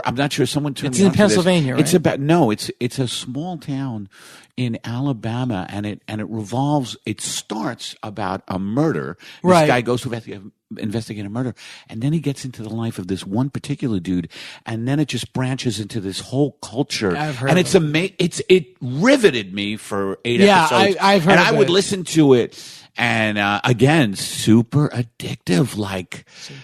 Just like when one episode would end, I'd be like, I have to hear the next episode. That's fantastic. And it was just great because, and I guess like every great kind of piece of art, it's like all about the little details. Like, for instance, the guy who becomes the main guy, he was just, and this fascinated me, was kind of a genius living in Alabama. I forget what the town was, but he hated it. Yeah. He was a self-loathing guy, but he fixed and was an amazing clock repairman, like all kinds of old clock. Great, but he got mercury poisoning because of that. Don't ask me how. He got mercury poisoning from repairing clocks. Maybe. Yeah. No, that's a possibility. I think so. Yeah. Yeah. By the way, I hope that's true. Yeah. Well, anyway, S-Town is a S-Town. I hear it's great. It was great. It was great. S-Town. Yeah. No, there's so much stuff out there. There is so much just stuff have to out turn there. on. And what's great is you listen to it for an hour and then you turn it off and you're not enraged. That's true. It's like, oh my God, I listened to the radio for an hour and I don't want to punch my car window. Do you do this? Yeah. I will randomly take some old anger down off the shelf. Oh. Like a record and play it. Absolutely. And I will get angry at someone from something a year or 4 years ago, and I will get livid. Absolutely. And it's what I noticed, long been litigated or demolished by time, and still, motherfucker. What I notice is that with me, which is kind of maddening, and I'm in therapy, and again, not to brag that I have that kind of lifestyle, but it's always the same fucking things. Like, it's always the same 3 or 4 things. Sure. Now, I don't know if that is your experience, like if you can like pick and choose between, but it's like grooved. I believe it's like grooved into my fucking brain. Yep. These hurts. They're hurts. Yep. They're like these deep hurts that, like you say, even though time has obliterated them, I still hold on to them. Yes. I don't know. Yeah. It's not just like relationships. It's slights, professional slights. Somebody lied to you. Somebody was dishonest to you. And I've said this last night. The professional stuff is more to me than relationships. I gave up on relationships a long. We should give up on the professional stuff. We should. No, I agree. Look, I don't want to brag. I travel in a pretty swanky circle. And last night I was in Tom Kenny's backyard talking to Paul Kozlowski. Don't treat me any differently. I'm a human being. If you cut me, I would bleed.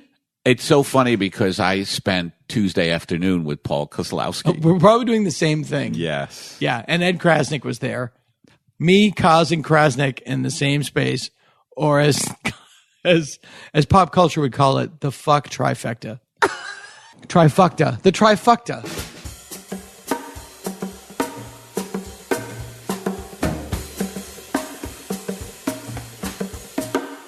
Well, one of the benefits of having not written anything before American Gothic is nobody was on me.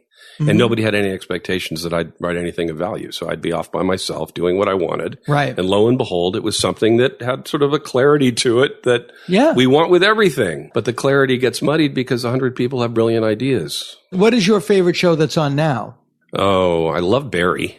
Barry, by the way, is an idea that I pitched 5 years ago that, who would want to? Okay. Right. Well, let's talk about actors, right? Yeah. Oh, shoot, I still watch The Simpsons. You did some of your best work there. I did. I did some of my only work there. I watch more documentaries, as I think I revealed here. It's like I don't read a lot of fiction. I read mostly nonfiction. Yeah, same. What's your favorite show? Well, that's the thing is I watch things like John Oliver and documentaries. What's a show I keep up with? I still watch Silicon Valley. There's not a lot. I'm like, every week I got to sit down and watch this. Right. My oldest daughter just ingests TV shows. Like she's 15 and she's just like, she just watched all of The Office. Oh, really? Wow.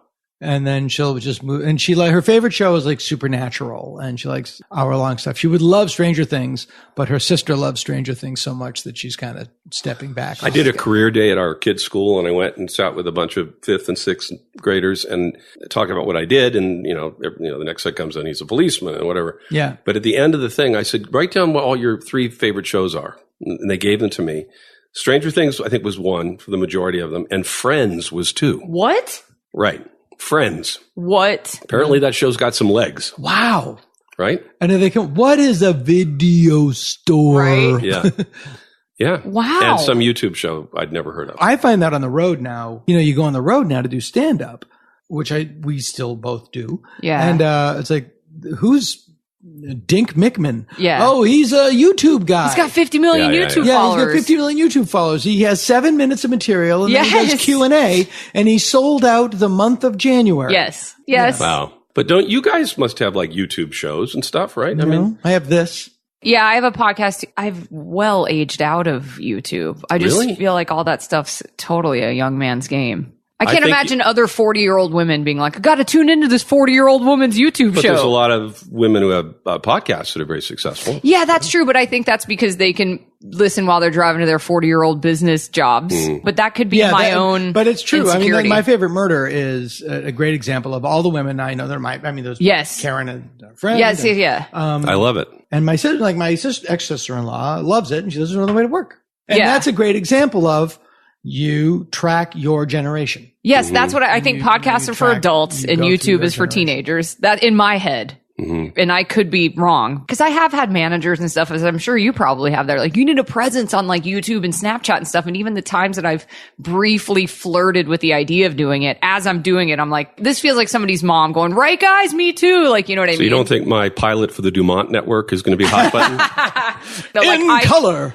I could be wrong, but that's my own personal feeling when I'm trying to like Snapchat. I'm just going like, well, I'm not 17. What am I doing? Yeah, I'm not on Snapchat. That could be my own insecurity. But I think Shaun Cassidy Live from the Hollywood Palace is still going to work. I used to watch that show. But see, I want to do an anthology, but that's also like one that it's really on television. Yeah, you totally can do that. In a way, American Horror Story. Well, the Bob Goldthwait actually is doing the one I wanted to do. It's coming out. Really? So, yeah, it's called Misfits and Monsters. Same cast every week? No. It's basically what I wanted to do, and I'm not shitting it. I'm like, at least it's a friend of mine that came up with this great idea. Yeah. The Night Gallery, but also funny, and he nailed it. Great. Yeah, great. He nailed it, and it'll be great because Bob's awesome. It'll be interesting to see how it goes because I don't know if people will bite into an anthology the way they used to. But maybe it's swung more that way now because to me, television series are like anthologies. So I'm going to watch 8 hours and then, next. If you can sign up for an hour of this and it's all, Twilight Zone. It's great. It's great. I have been rewatching Arrested Development in preparation for the new season. Like starting at the beginning and like watching it for hours at a time. This is like the 3rd season, right? I mean, they came back. This is the second new season. Yes. Right. He just reordered the 4th season, like put it in a different order on Netflix. And then the 5th season is coming. And so I'm rewatching it for the first time in years, and I forgot it is great. Like it's 800 jokes a minute. We've distracted the world to death. Yeah, well, that's a great book. Is that what it's called? There's a book called, I think it's called Distracting Ourselves to Death, and it's about how to watch TV news. But I think it's How about how not to watch TV? Yeah, exactly. That's a good book. As Mike Murphy says, you're not watching the news. You're watching the news business. Yeah. You're watching drama. Yeah. And they have 5 headlines that they rotate. Over and over and over again. He sparks outrage, reaction to outrage, doubles down, still has strong support. But sparks outrage. Right. It's just an endless. You remember when it wasn't breaking news every 3 seconds? Yeah. Like man walks on the moon was breaking news. Yeah. Yes. That was a big deal. And I'm a progressive, Hollywood, liberal, pinko, commie, homo, fag, cross-dressing, heroin addict, whatever you want to label me as. And I can't get through about 10 minutes of Chris Hayes because how can this newscast report be true when the sun comes up tomorrow? It's every day. It's, I just wanted to say how this be happening. I know. It's like, don't you remember when the news guys used to go to war, Chris? Yeah. It was just every night at 6, you got a list of the things that happened that day.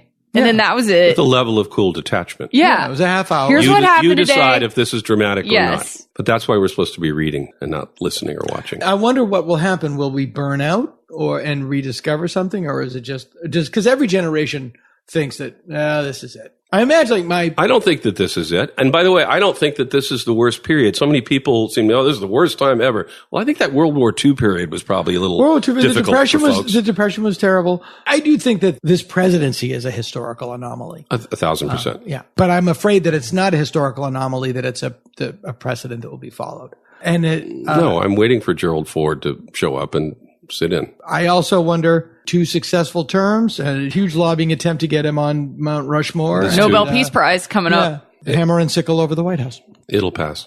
I really believe it'll pass. I think the madness, though, it feels crazier because, sorry guys, with everybody's podcast, everybody has a voice. Yeah, everybody has a voice. And everybody's yelling and screaming, and they're yelling and screaming to get attention, even if they don't necessarily believe what they're yelling and screaming about. That's true. That's why I think the news is fine, but it's not fake news, but it's certainly sold news, and it's dramatized news, and it's news to hook you and get your attention. Yeah. And I hate to continually quote the film Godzilla, but nature finds a balance.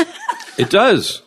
Well, whenever people talk about we're going to destroy the world, I said, no. We're going to be long gone before the world is destroyed. The world will be fine. The world will recover. We may not be here. Yeah, well, that's the brilliant George Carlin bit. Tell me. Yeah. From Jammin' in New York, 1991 or 2. Because all these people trying to save the planet, the narcissism of that.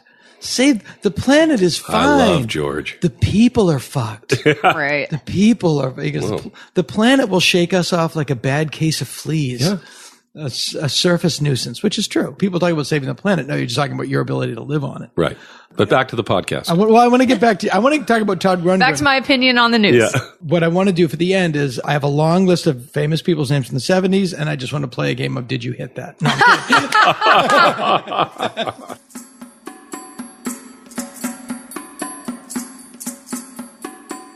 We would be so much better off if we forgot the professional slights, because they really don't mean anything. As I said, I would love to have, he said, what is your regret? What are one of your regrets in life? And I said, but as part of the show. We were doing the same show. And I said, I wish I could get back all the time I spent thinking about what people who weren't thinking about me were thinking about me. Absolutely. That's a big one. Yeah. And just they're not thinking about you. They've long moved on. You're just chewing on it like a cud because I need an anger fix. Yeah. Yeah. Oh, that's a huge one. I can't even begin to. Yeah. But it's like I don't know, because you're Italian, right? Sicilian. Which is even. Oh, that's even worse. Yeah. Yeah. My dad is Sicilian. I don't want to say this in a negative way, but Sicilians are basically animals. He gets letters and death threats. But do you know Maria Grasso? She's what? Sicilian. Do you know Maria Grasso? No. Yeah, she's. But I mean, my dad is a She's a friend. guy. Maria's a friend. Maria Grasso. What, is she an actress? She used to be an executive at Universal. Oh, okay. Sicilian. She'll kill you. Yes. My dad is, and he does it's grudges. I wonder. I mean, Because it's Irish too. I just lived do the Irish? Well, do you know Irish Alzheimer's? You forget everything but a grudge. That's fucking sounds so Sicilian. yeah, it's the same See, thing. we do have so many things in common. All the races. Yeah. I'm sure everybody's like that. Yeah. But we're like, no, it's a Sicilian trait. You know what I mean? I don't know. And I do look, and it's so funny. And I want, like, do these,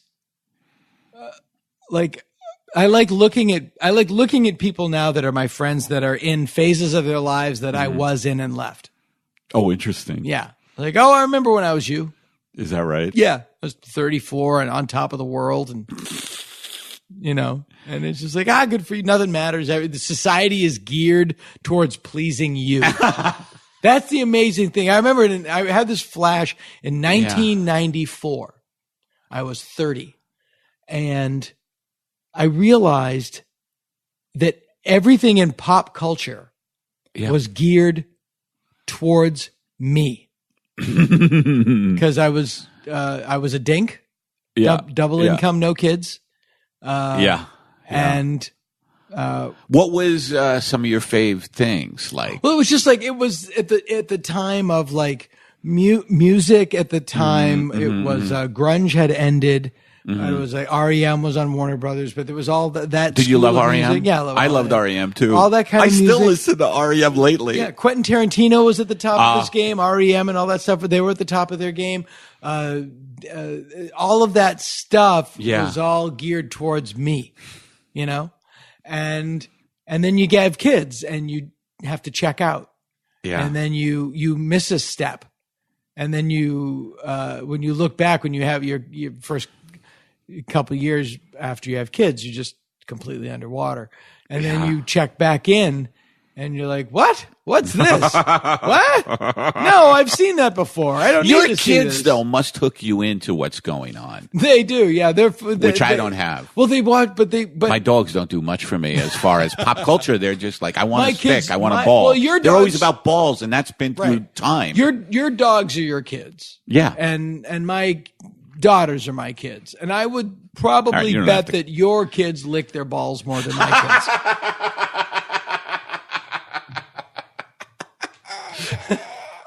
But I think Stanford University came to that conclusion. But was that what the show Masters of Sex was about? But I find that like one thing I find interesting about my kids is, and it's the only thing interesting about my kids. No, they watch YouTube. They don't watch conventional television. And my oldest daughter. Do they watch interesting stuff on YouTube? Because on YouTube you could watch people unwrapping gifts. Yes, yeah. My old girlfriend was telling me that she was really into watching purse collecting, and people would order purses online, and then they'd get the box. They open the box, and the people who do those sites make a lot of money. The one that they watch, they will watch TV series, but they say. Like my two oldest are 14, 15. And they're like, what are you going to watch? And like Lulu, my oldest, recently watched The Office, by which I mean she started. Gervais or Carell? Carell. Okay. She started with the first season and watched The Office until it was done. The whole and that's all she watched for a week and a half. And then she had watched The Office. Oh, I see. So that's how it's done. Yeah. And now she's watching Riverdale. And she just Riverdale, okay, move through that. And so they watch it in a different way. Their favorite show on YouTube is this.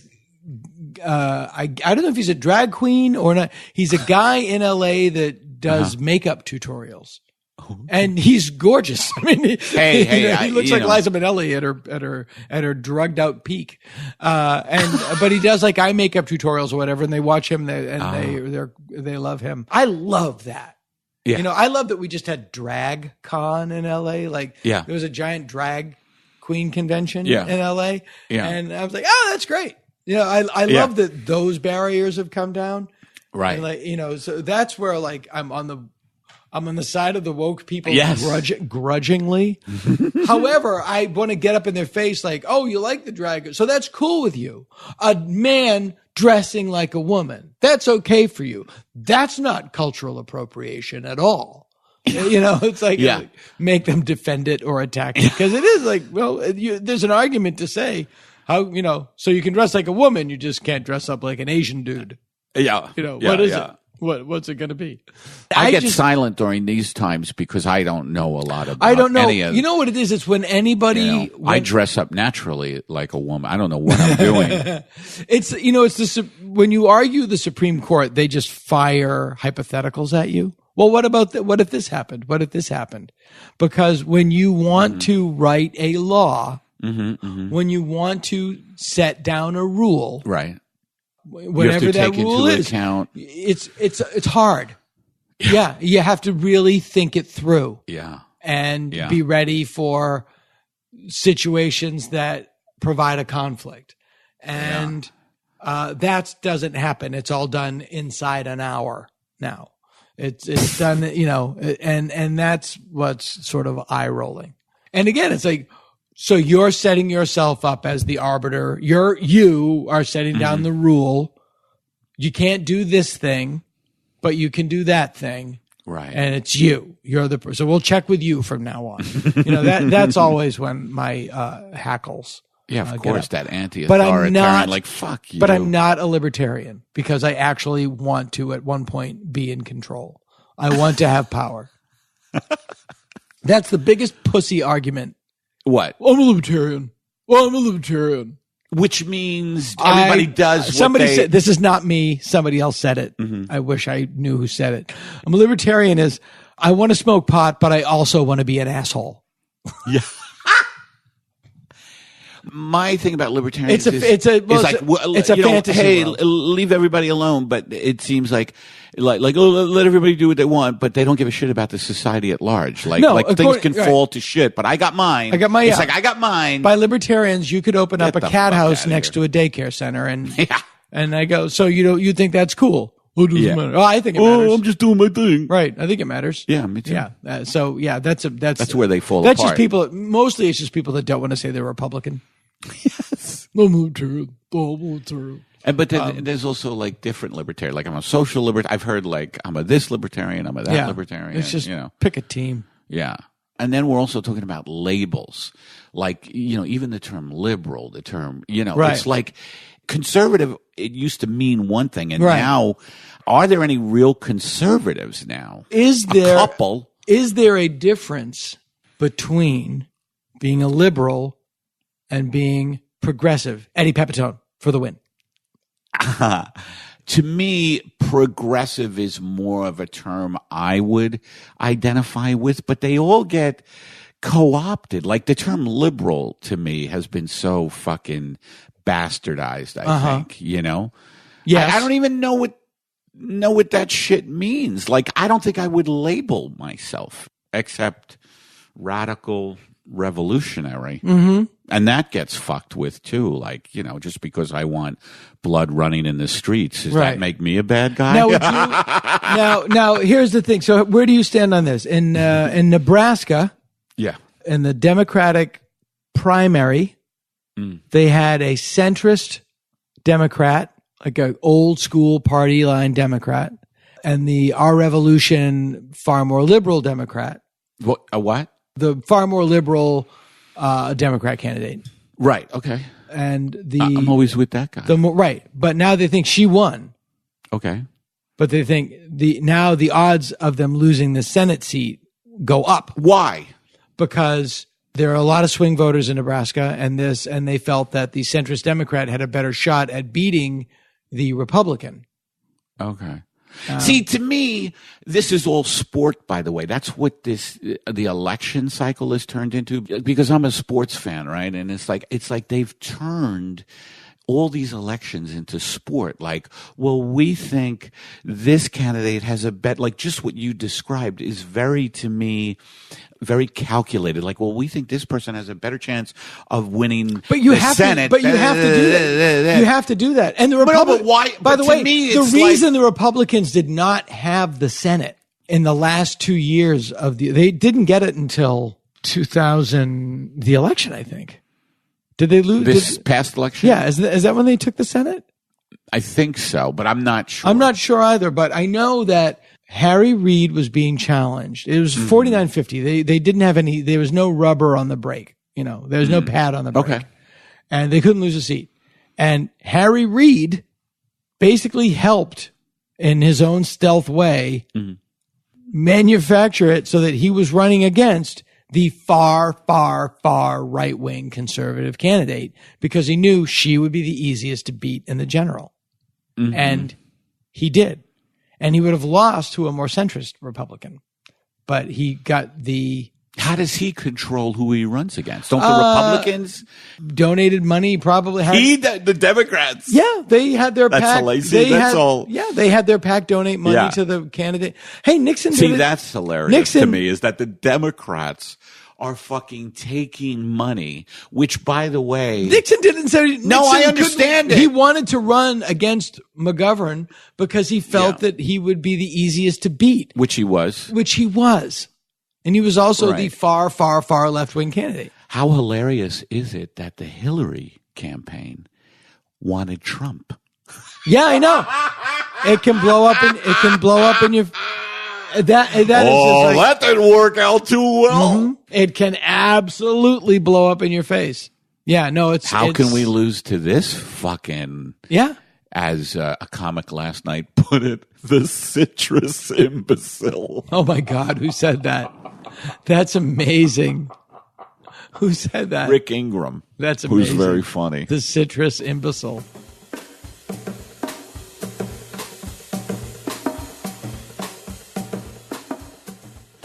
You had 3 albums. You're a big pop star. 6, but who's counting? And you did 2, and then the first one that came out 7, in America. I did 3 that were very, very, very successful. Yeah, then a slow decline. An aware decline? Okay. No. Didn't move as many units. Got to change it up. But I remember thinking, I don't know how to get off this train. I don't know how to shift this chain. You're in the middle of it. You're going to work. That's all you're doing, really. Kind of. And also, I wasn't really pulling any strings. I was trying to get a song in here or there that I'd written that had some meaning to me, but that was about as much say as I got about any of it. But then you get hooked up with Todd Rundgren, who's huge, brilliant genius with Utopia. And he had produced The Tubes and Grand Funk. Had he already done that? And Badfinger, I know he kind of saved their and Bat Out of Hell. Meatloaf. Anything. No, Lawrence Welk's Bat Out of Hell. Pat Boone's Bat Out of Hell. He was Paradise by the Dashboard Lights. But I always want to go to all these white nationalists. Watch Pat Boone's rendition of Tutti Frutti. Then watch Little Richard, and then come back to me and talk about how we're the superior race. Did you know Meatloaf? I played softball with Meatloaf. There was a team called the Hollywood Vampires back in the day. Alice Cooper and Mickey Dolenz and some friends of mine, and we were in that league. So every once in a while, we'd meet Meatloaf on the field of battle. Meatloaf, that record is one of those things where it's like... He's still with us, isn't he? Yeah. Because you said new. You guys are both going to probably contradict this. You know how there are certain things where you're like, oh, that sold 5 zillion copies, and you're like, I don't know a single person who owns or listens to it. Are you talking about Bat Out of Hell? I don't know a single person who bumps Meatloaf. I'm like, were all those records blank? Every single person I went to high school, because I'm older than you. Loved Meatloaf? I'm 13 years older than you. And every single dude in my high school had Bat Out of Hell. Wow. All right. Because he just seemed like a guy where I was like, even at the time, cool people wouldn't have been into Meatloaf because he was like so Renfest. No, he was like Cheap Trick. He was just a great power pop. Wow. But power pop, his songs were like 12 minutes long. And I'd seen him. He was in the original Rocky Horror Show on Sunset live at the Roxy with Tim Curry that I saw about 160 times. I would literally go every night. Okay, I guess I'm wrong. It's just that all of his songs were like 12 minutes long and they were super Renaissance Festival stuff. Like, you guys love them. I'm sorry. I'm wrong then. Well, again, it's in the sort of the context of the moment. Sure, but I just, you're not a bad even person. people I knew that were like super into record collecting, I just never knew anybody even older than me that was actually in. I've never gotten into a single person's car who was like, sorry, let me turn down the Meatloaf. I was just cranking. And you're like, turn it, you mean up? Yeah. You guys are best friends with Meatloaf. I apologize. Do you know Todd Rundgren's work? Yes. I'm not into proggy stuff. Like, I personally know I'm not into that kind of stuff. But with Meatloaf, it was a thing where I just thought universally, like, we all know this guy's a dork, right, everybody? But I'm totally wrong. You wonder, like, how can that cool musician like that not cool musician? It's because the cool is stamped on them by marketing. Well, and also just because I Elvis watched Costello is a big Grateful Dead fan. Wow. Yeah. But I watched a documentary about Meatloaf, and they had interviews with Jim Steinman, who like was wearing leather gloves and had his long gray hair and sunglasses the whole time. And I'm like, who likes this guy? A friend of mine knows Bob Dylan, and he goes at his house, and there's a Barbra Streisand record playing. And he goes, Bob, really? And Dylan goes, she's good. One of my favorite tours ever was Elvis Costello and Burt Bacharach. Did you see it? I saw that at the Universal Amphitheater. Extraordinary. And I saw that show. I had never in my brain done the math that Elvis, but then of course, why not? Of course. Yeah. No, he's freakishly talented. He's a that's like a songwriter respect thing. Well, Todd, Something Anything was like seminal record for me when I was in high school. I loved that record. And he'd made it when he was 17. He wrote Hello, It's Me when he was 17 years old. And isn't that basically a live? Yeah, it's just him in the studio by himself as a 17-year-old kid in Detroit playing all the instruments. I think the Soupy Sales sons were on it. Hunt and, From Tin Machine? Yes, later with Bowie. But it was a very personal record. And when I was a kid, Hello, It's Me, which for those of you who don't know, and I'm never gonna make you change for me. I thought it was a girl. When I was a kid, like listening to it when I was like 12 or 11, 10 years old. Because his voice is so beautiful. Todd's an amazing singer. He was like a soul singer. Grew up Motown. Yeah. And he worked with Hall & Oates really early on. And I think he was instrumental in Daryl Hall kind of becoming such a great singer. Anyway, he was like the thing for me. And by the time I was having hit records and feeling I was a bit in a rut and not having really any creative voice, I was like, I want him to produce me, because he produced such a weird collection of people. And I thought, it's very disparate. Disparate. And I thought he just might be game. Yeah. Even if he was treating it as a novelty, which ultimately I think he did. But I was into an interview with him where he was talking about producing Badfinger, or it was like George Harrison had recorded half the album and then somebody else recorded half the album. They didn't know what to do. They brought him in, and he goes, so I met with George Harrison in his office, and Harrison's like, keep it or don't. I don't care what you do. And he's this young guy talking with the beat like, all right, let me decide what of yours I'm going to throw away. And then it's bizarre, that he's this sort of Forrest Gump of rock. Like he's been everywhere and done everything. Did you have enough control that you were able to, like when you were like, I want him to produce it, were people around you going, no, that's too weird, you can't do that? No, I don't think so. I mean, did you have a colonel type dude around you going like, no way, man, don't stray from this path? No, I didn't have a colonel. I needed a colonel for a little while, I think. But for example, when Did You Run, when Warner Brothers said, we're making a video with you, this never happened before. This was before MTV. So I was the first video at Warner Brothers for a record. And I said, okay, what are we doing? We're going to do like sort of a Hard Day's Night sort of thing where kids are chasing you. I said, well, I've kind of seen that before, but all right. But I said, can we have Phil Spector in it? Because he produced the original To Do Run. Shooting at the children chasing me. I'm running from him shooting me. Held me at gunpoint for 9 hours at his house while the film crew was outside waiting for him to come out to say one line at the end of the video. That was my day with Phil. Him playing me every song in his jukebox that he had produced, making me listen as he's drinking from a flask and doing a W.C. Fields impersonation and holding me at gunpoint. And when I finally calmed him down and got outside, we got him to do the one line, and that was the video. And Warner Brothers had tried to warn me off, but I was such a huge fan of his. I loved every record he'd ever made. Again, I was a kid. Now, when you say 70s, held at 80s. gunpoint, was you're that being literal? Is he pointing the gun at you as he's talking? Waving a gun around and occasionally aiming it in my direction, gun and flask, and you're listening, and you're not leaving this house, and the door's locked, and there's gates. And you're there's just nervous Dobermans. laughing, like, yeah, this is great, Mr. Phil. Spector. Yeah. Oh, you are such a card.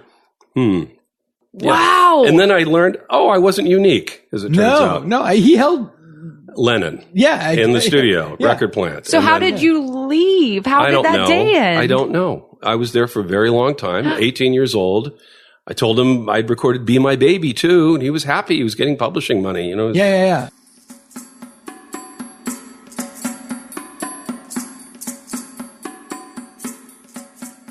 Would you vote for a more centrist Democrat in the hopes of a larger win later?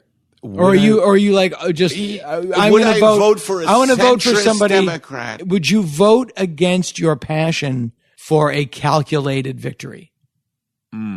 Well, then you see, it's all fucking language, because if you're voting against your passion, is that a victory? I don't think. It's like people got shit which I thought was wrong, big time wrong, for voting for Jill Stein. Yeah. Right? They got shit.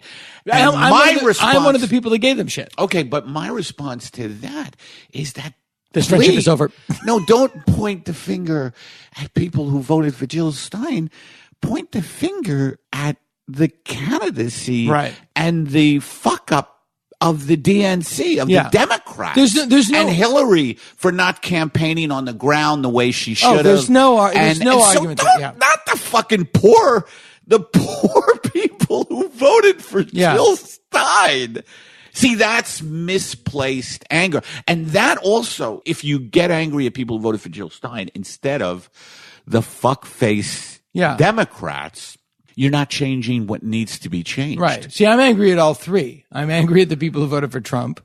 I'm angry. There's got to be, obviously, I mean.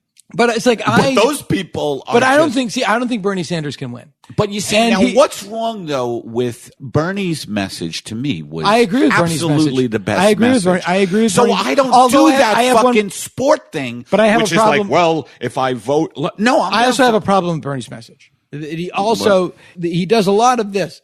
It's Trump would basically say, "Look, here's the problem: the Mexicans have fucked you." That's what Trump will say. Yeah. Mm-hmm. And people go, yeah, and I'll fix it. It's all the Mexicans. And Bernie just says that, but he says the Wall Street. It's like, they fucked you, and I'll fix it. And I think that in the end, if Bernie gets elected, like Trump, it's going to be like, once you are the president, you don't have a magic wand. You can't just change everything. You have to work within the system. And the system is flawed and will never be perfect. The system will always be corrupt because that's the nature of the system. And I'm admittedly very, very cynical. But like I see Bernie and I'm like, oh, good, McGovern again, great. Yeah, maybe McGovern? McGovern as far? Was McGovern talking about the issues? He was. Bernie. McGovern was all about it. I will end the Vietnam War tomorrow. I will, and unlike Nixon, McGovern actually served in battle. He had flown like 50 bombing missions in World War II, where Nixon was playing cards at a shipping base, and he lost 49 states. Yeah, he lost 49 states, and that's my concern of like, do you think these elections, the art of the possible? It's who can we get that will do the least amount of damage. And voting for the lesser of two evils is what you do when you are presented with two evils. Right. Okay. Well, I always say, look, Hillary won. Like I voted. Who did I vote for? I voted Green Party, which I guess was Jill Stein, right? Because Bernie wasn't available, right? And Hillary won. I always say, well, fuckhead. Hillary won California by 3 million votes. Leave me the fuck alone. If I had been in a swing state, I probably would have done that. Yeah, you know what I mean? Yeah. Like, because who wants a white supremacist? Right. Would you cut off your nose to spite your face? And when you said, no, I wouldn't. Here's what I think will be interesting. A Republican challenger to Trump in the primaries. What if Mitt Romney goes, I'm going to challenge Trump in the primaries? I think that is the most interesting. I don't know of anybody on the Democratic side. Now, isn't there, don't you think but nobody knew who Bill Clinton was at this point in 1987 or 88 either. Don't you think there's going to be a huge swing? Because a lot of this shit is a pendulum, right? Like it has swung to these lunatics on the right? Don't you think there's going to be a huge swing I hope. To the left? I hope, but I'm so cynical. I don't. Yeah. Believe it. It's like, because the left does not fall in line like the right. That's why. Republicans who hate Trump would swim through a pool of shit to vote for him. And which makes them complicit to everything. Yeah, but that's how they're also in charge. They're also in charge of every branch of government. The Democrats immediately like, great, let's splinter off. It's like, I don't know how effective a swing to the left would be because it's the nature of the left to, as I always say, like only the Democrats could fuck this up. Who's running against the Republicans? Well, what I like, I hope they find somebody great, and I hope they win. I would love to see. To me, I get angry at the lieutenants, the real shitburgers like Paul Ryan, and the cynical. Me too. He's leaving now. This piece of fucking Paul Ryan, Scott Walker. the fucking guy I used to call he looked like the guy who looked like he was constantly in a tanning machine. Boehner, remember that? Yeah. Fucking piece of shit. Yeah. They're all cashed out. I can't even look at it anymore. Yeah, they all cashed out. I honestly don't know. But everybody talks about how the economy is really doing well now, right? But 50% of America or more are in poverty. Yes. Right? They're in poverty. These are people, and there isn't much hope for them getting out of poverty. Now, did you see Did you see the Bill Maher thing to Roseanne? No. Bill Maher did this great thing. You know, Roseanne is pro-Trump in her shows about... Is she really? Oh, yeah, and her show is very populist, pro-Trump show. And this show is a pro-Trump show? Oh, yeah. With John Goodman? Yeah, well, they do both sides of it, but Roseanne is and she makes all these arguments of, like what? She thinks Obama fucked with healthcare, which is why, and Bill Maher said, like, no, Trump's policies fucked Roseanne Arnold, or whoever the name of that character is on that show. It's like, no, you are the people that he fucked, and he got you to blame the guy that all Barack Obama tried to do is get you healthcare. That's all. That was his big crime. He tried to get you healthcare. And that's right. That's right. He might not have gone about it in the best way. That's right. And idiots like Roseanne don't get it. They don't get it. And you can't because explain she's got money. Right. So she isn't one of them. She's not, who the fuck? She is not a working class person anymore. But she speaks for them, but they agree. They love him because they're all very angry, and he speaks that language. Right. And we're talking about holding on to things that you're supposed to let go of, like this election, I've noticed, this past election. We're already now, how many years down the road are we? Oh, I want to know. Is it 2 years? Here's the thing. People are still going, I can't believe you voted for Jill Stein. And I don't want him. Are you fucking kidding me? I don't want him to get impeached.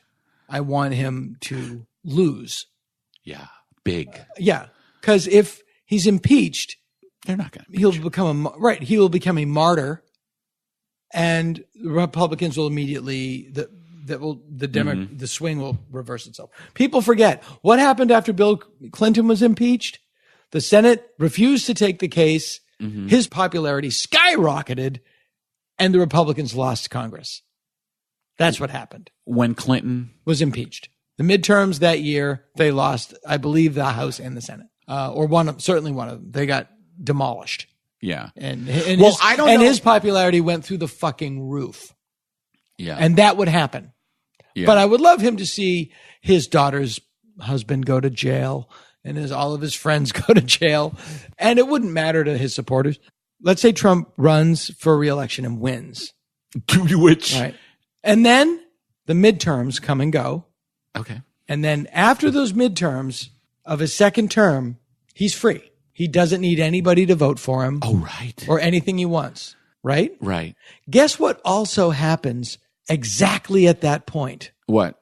The tax cuts for all of the people who voted for him expire. Is that right? Yeah. And the tax cuts for people 4 years. And the tax cuts for the people who make over $500,000 a year, they never expire. Oh, okay. Now I get it. So the minute he's done with you, you don't get anything anymore. Oh, absolutely. And you could sit down, a Trump supporter, and tell them that, and they would hear this, blah, blah, blah, blah, blah, blah. Wop, wop, wop. That is the most disgusting thing, how people are just inside a fucking, well, they call it bubbles, but just inside of this, it is, and it goes back to what we were talking about. It's an alternative reality. But also just complete, like, no, fuck you, fuck you, fuck you. It's like a fuck you. I mean, this is my guy because of. Yeah. I live in an alternate reality. I live in Hollywood and I have a nice life, and I don't understand.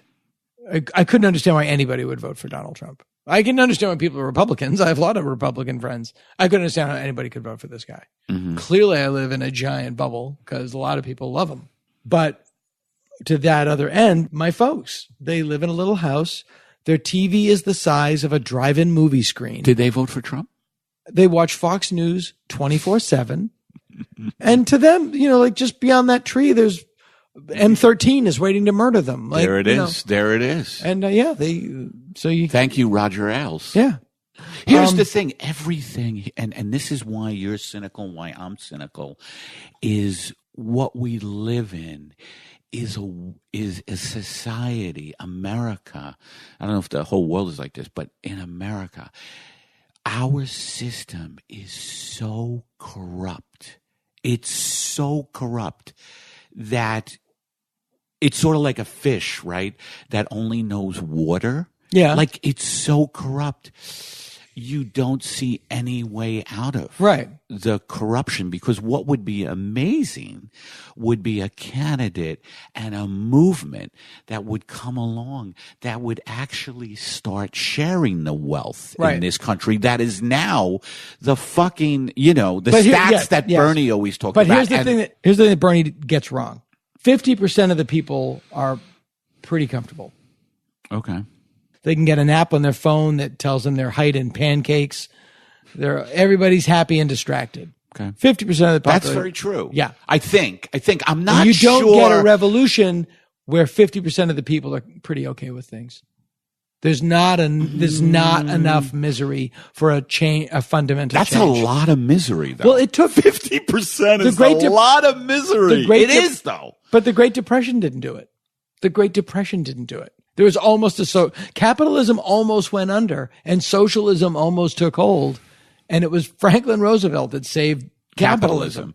Yes. People weren't miserable enough in the Depression to abandon this system. Because they got bones thrown to them, and that's by FDR. Yeah. They got put to work. Look at all this mechanization coming. By the way, what kind of movie? What kind of fucking movie would Driving Miss Daisy have been with the driverless car? No, I'm being serious. It was called Wall-E.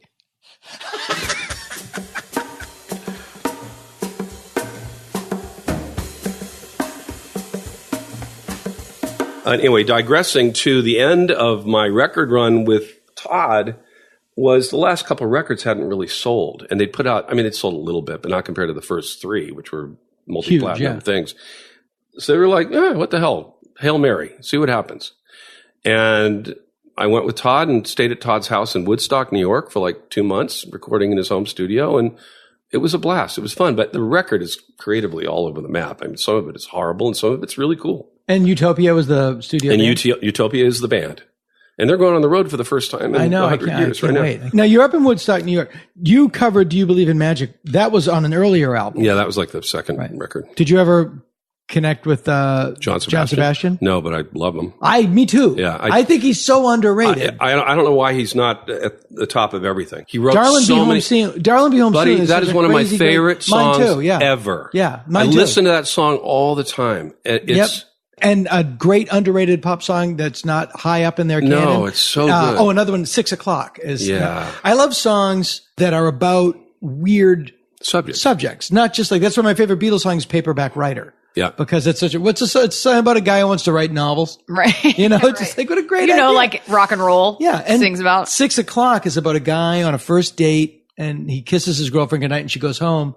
And he's like going, oh shit, we could have gone out for coffee. We could have done this. We could have, why did I say, and he can't sleep. So he's just walking around in the neighborhood. Right. I hope you play Darling Be Home Soon on this podcast. I will now. It's such a great It's such song. A great lyric too. Yeah.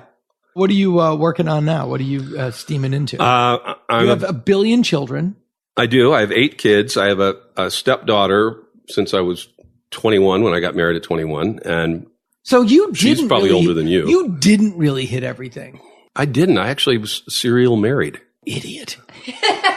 What a wasted opportunity. You were in Hollywood at the height of like crazy cocaine lunacy. But I lived wild life when I was really too young to be anywhere. I was 15, 16. I was at CBGB in New York and Max's Kansas City and Rainbow. See, I want to hear these stories. Well, that's the book, really. Because after I became successful, I couldn't go anywhere anymore. And I got married so young. I think it probably saved my life, too, because having kids, and it's like, okay, I better shape Certainly up here. Kept you free from chlamydia.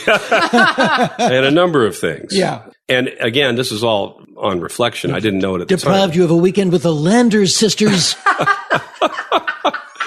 How many people will get that reference? I want to know. As Joel Hodgson said, not everybody will get it, but the right people will get it. That's We'll right. appreciate it, yes. That was back in the day when a derogatory slang for gay people was Bruce. A couple guys named Bruce.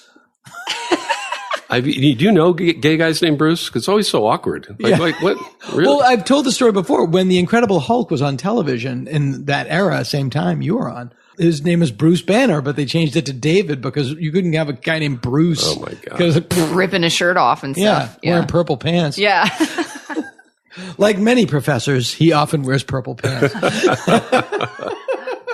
Did you get to see like New York Dolls and I saw New York Talking Heads? I saw New York Dolls at the Roxy, and I went to the Hyatt House afterwards, trailing Cameron Crowe, who was like 16. Yes, totally. And there is a photograph in Legs McNeil's book called Please Kill Me Now, I think, The History of Punk. Please Kill Me, yeah. Of me and Iggy and David Johansen and Arthur Kane. Yes. And 3 or 4 of my friends who were in my band, all like huddled on this bed in some room at the Hyatt House. And I have braces. It's one of my favorite pictures now. Oh my God, I have I'm to sure find it that. horrified my mother. What was the name of your band? Longfellow. Longfellow? No comment.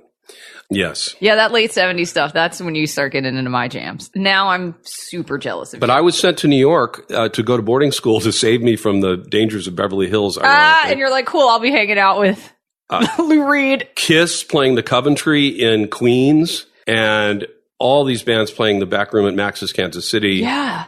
Meeting David Bowie and Andy Warhol and Blondie and, Those were your boarding school years. Meeting David Bowie at the hardware store buying paint. Yeah.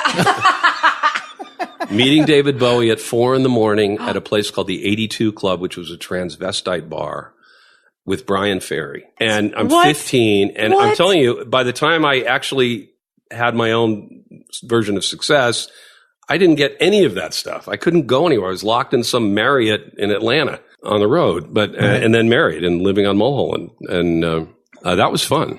But I'm really lucky to be alive. True story. I mean, I was on the subway at 4 a.m. trying to get back to school and not making it. And my school was in Pennsylvania. And that's my dream. That's the book. You lived the dream. That is. It's not a dream I want my kids living though. Other podcasts reach for the sky. Dana Gould bound. We barely try.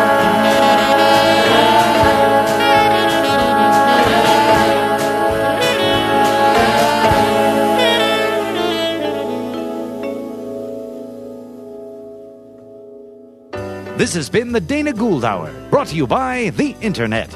Music by Andy Paley, with Jake Posner behind the board. Produced by Jeff Fox. Graphic design and web production by Spencer Hunt and Segan Friend. Sound editing and post-production by Jalinda Palmer and Joe Napolitano. Hey, if you like the show, why don't you drop us a line at show@danagould.com. Tom Kenny speaking. I'm a DJ, I'm a person, I'm a singer, I love to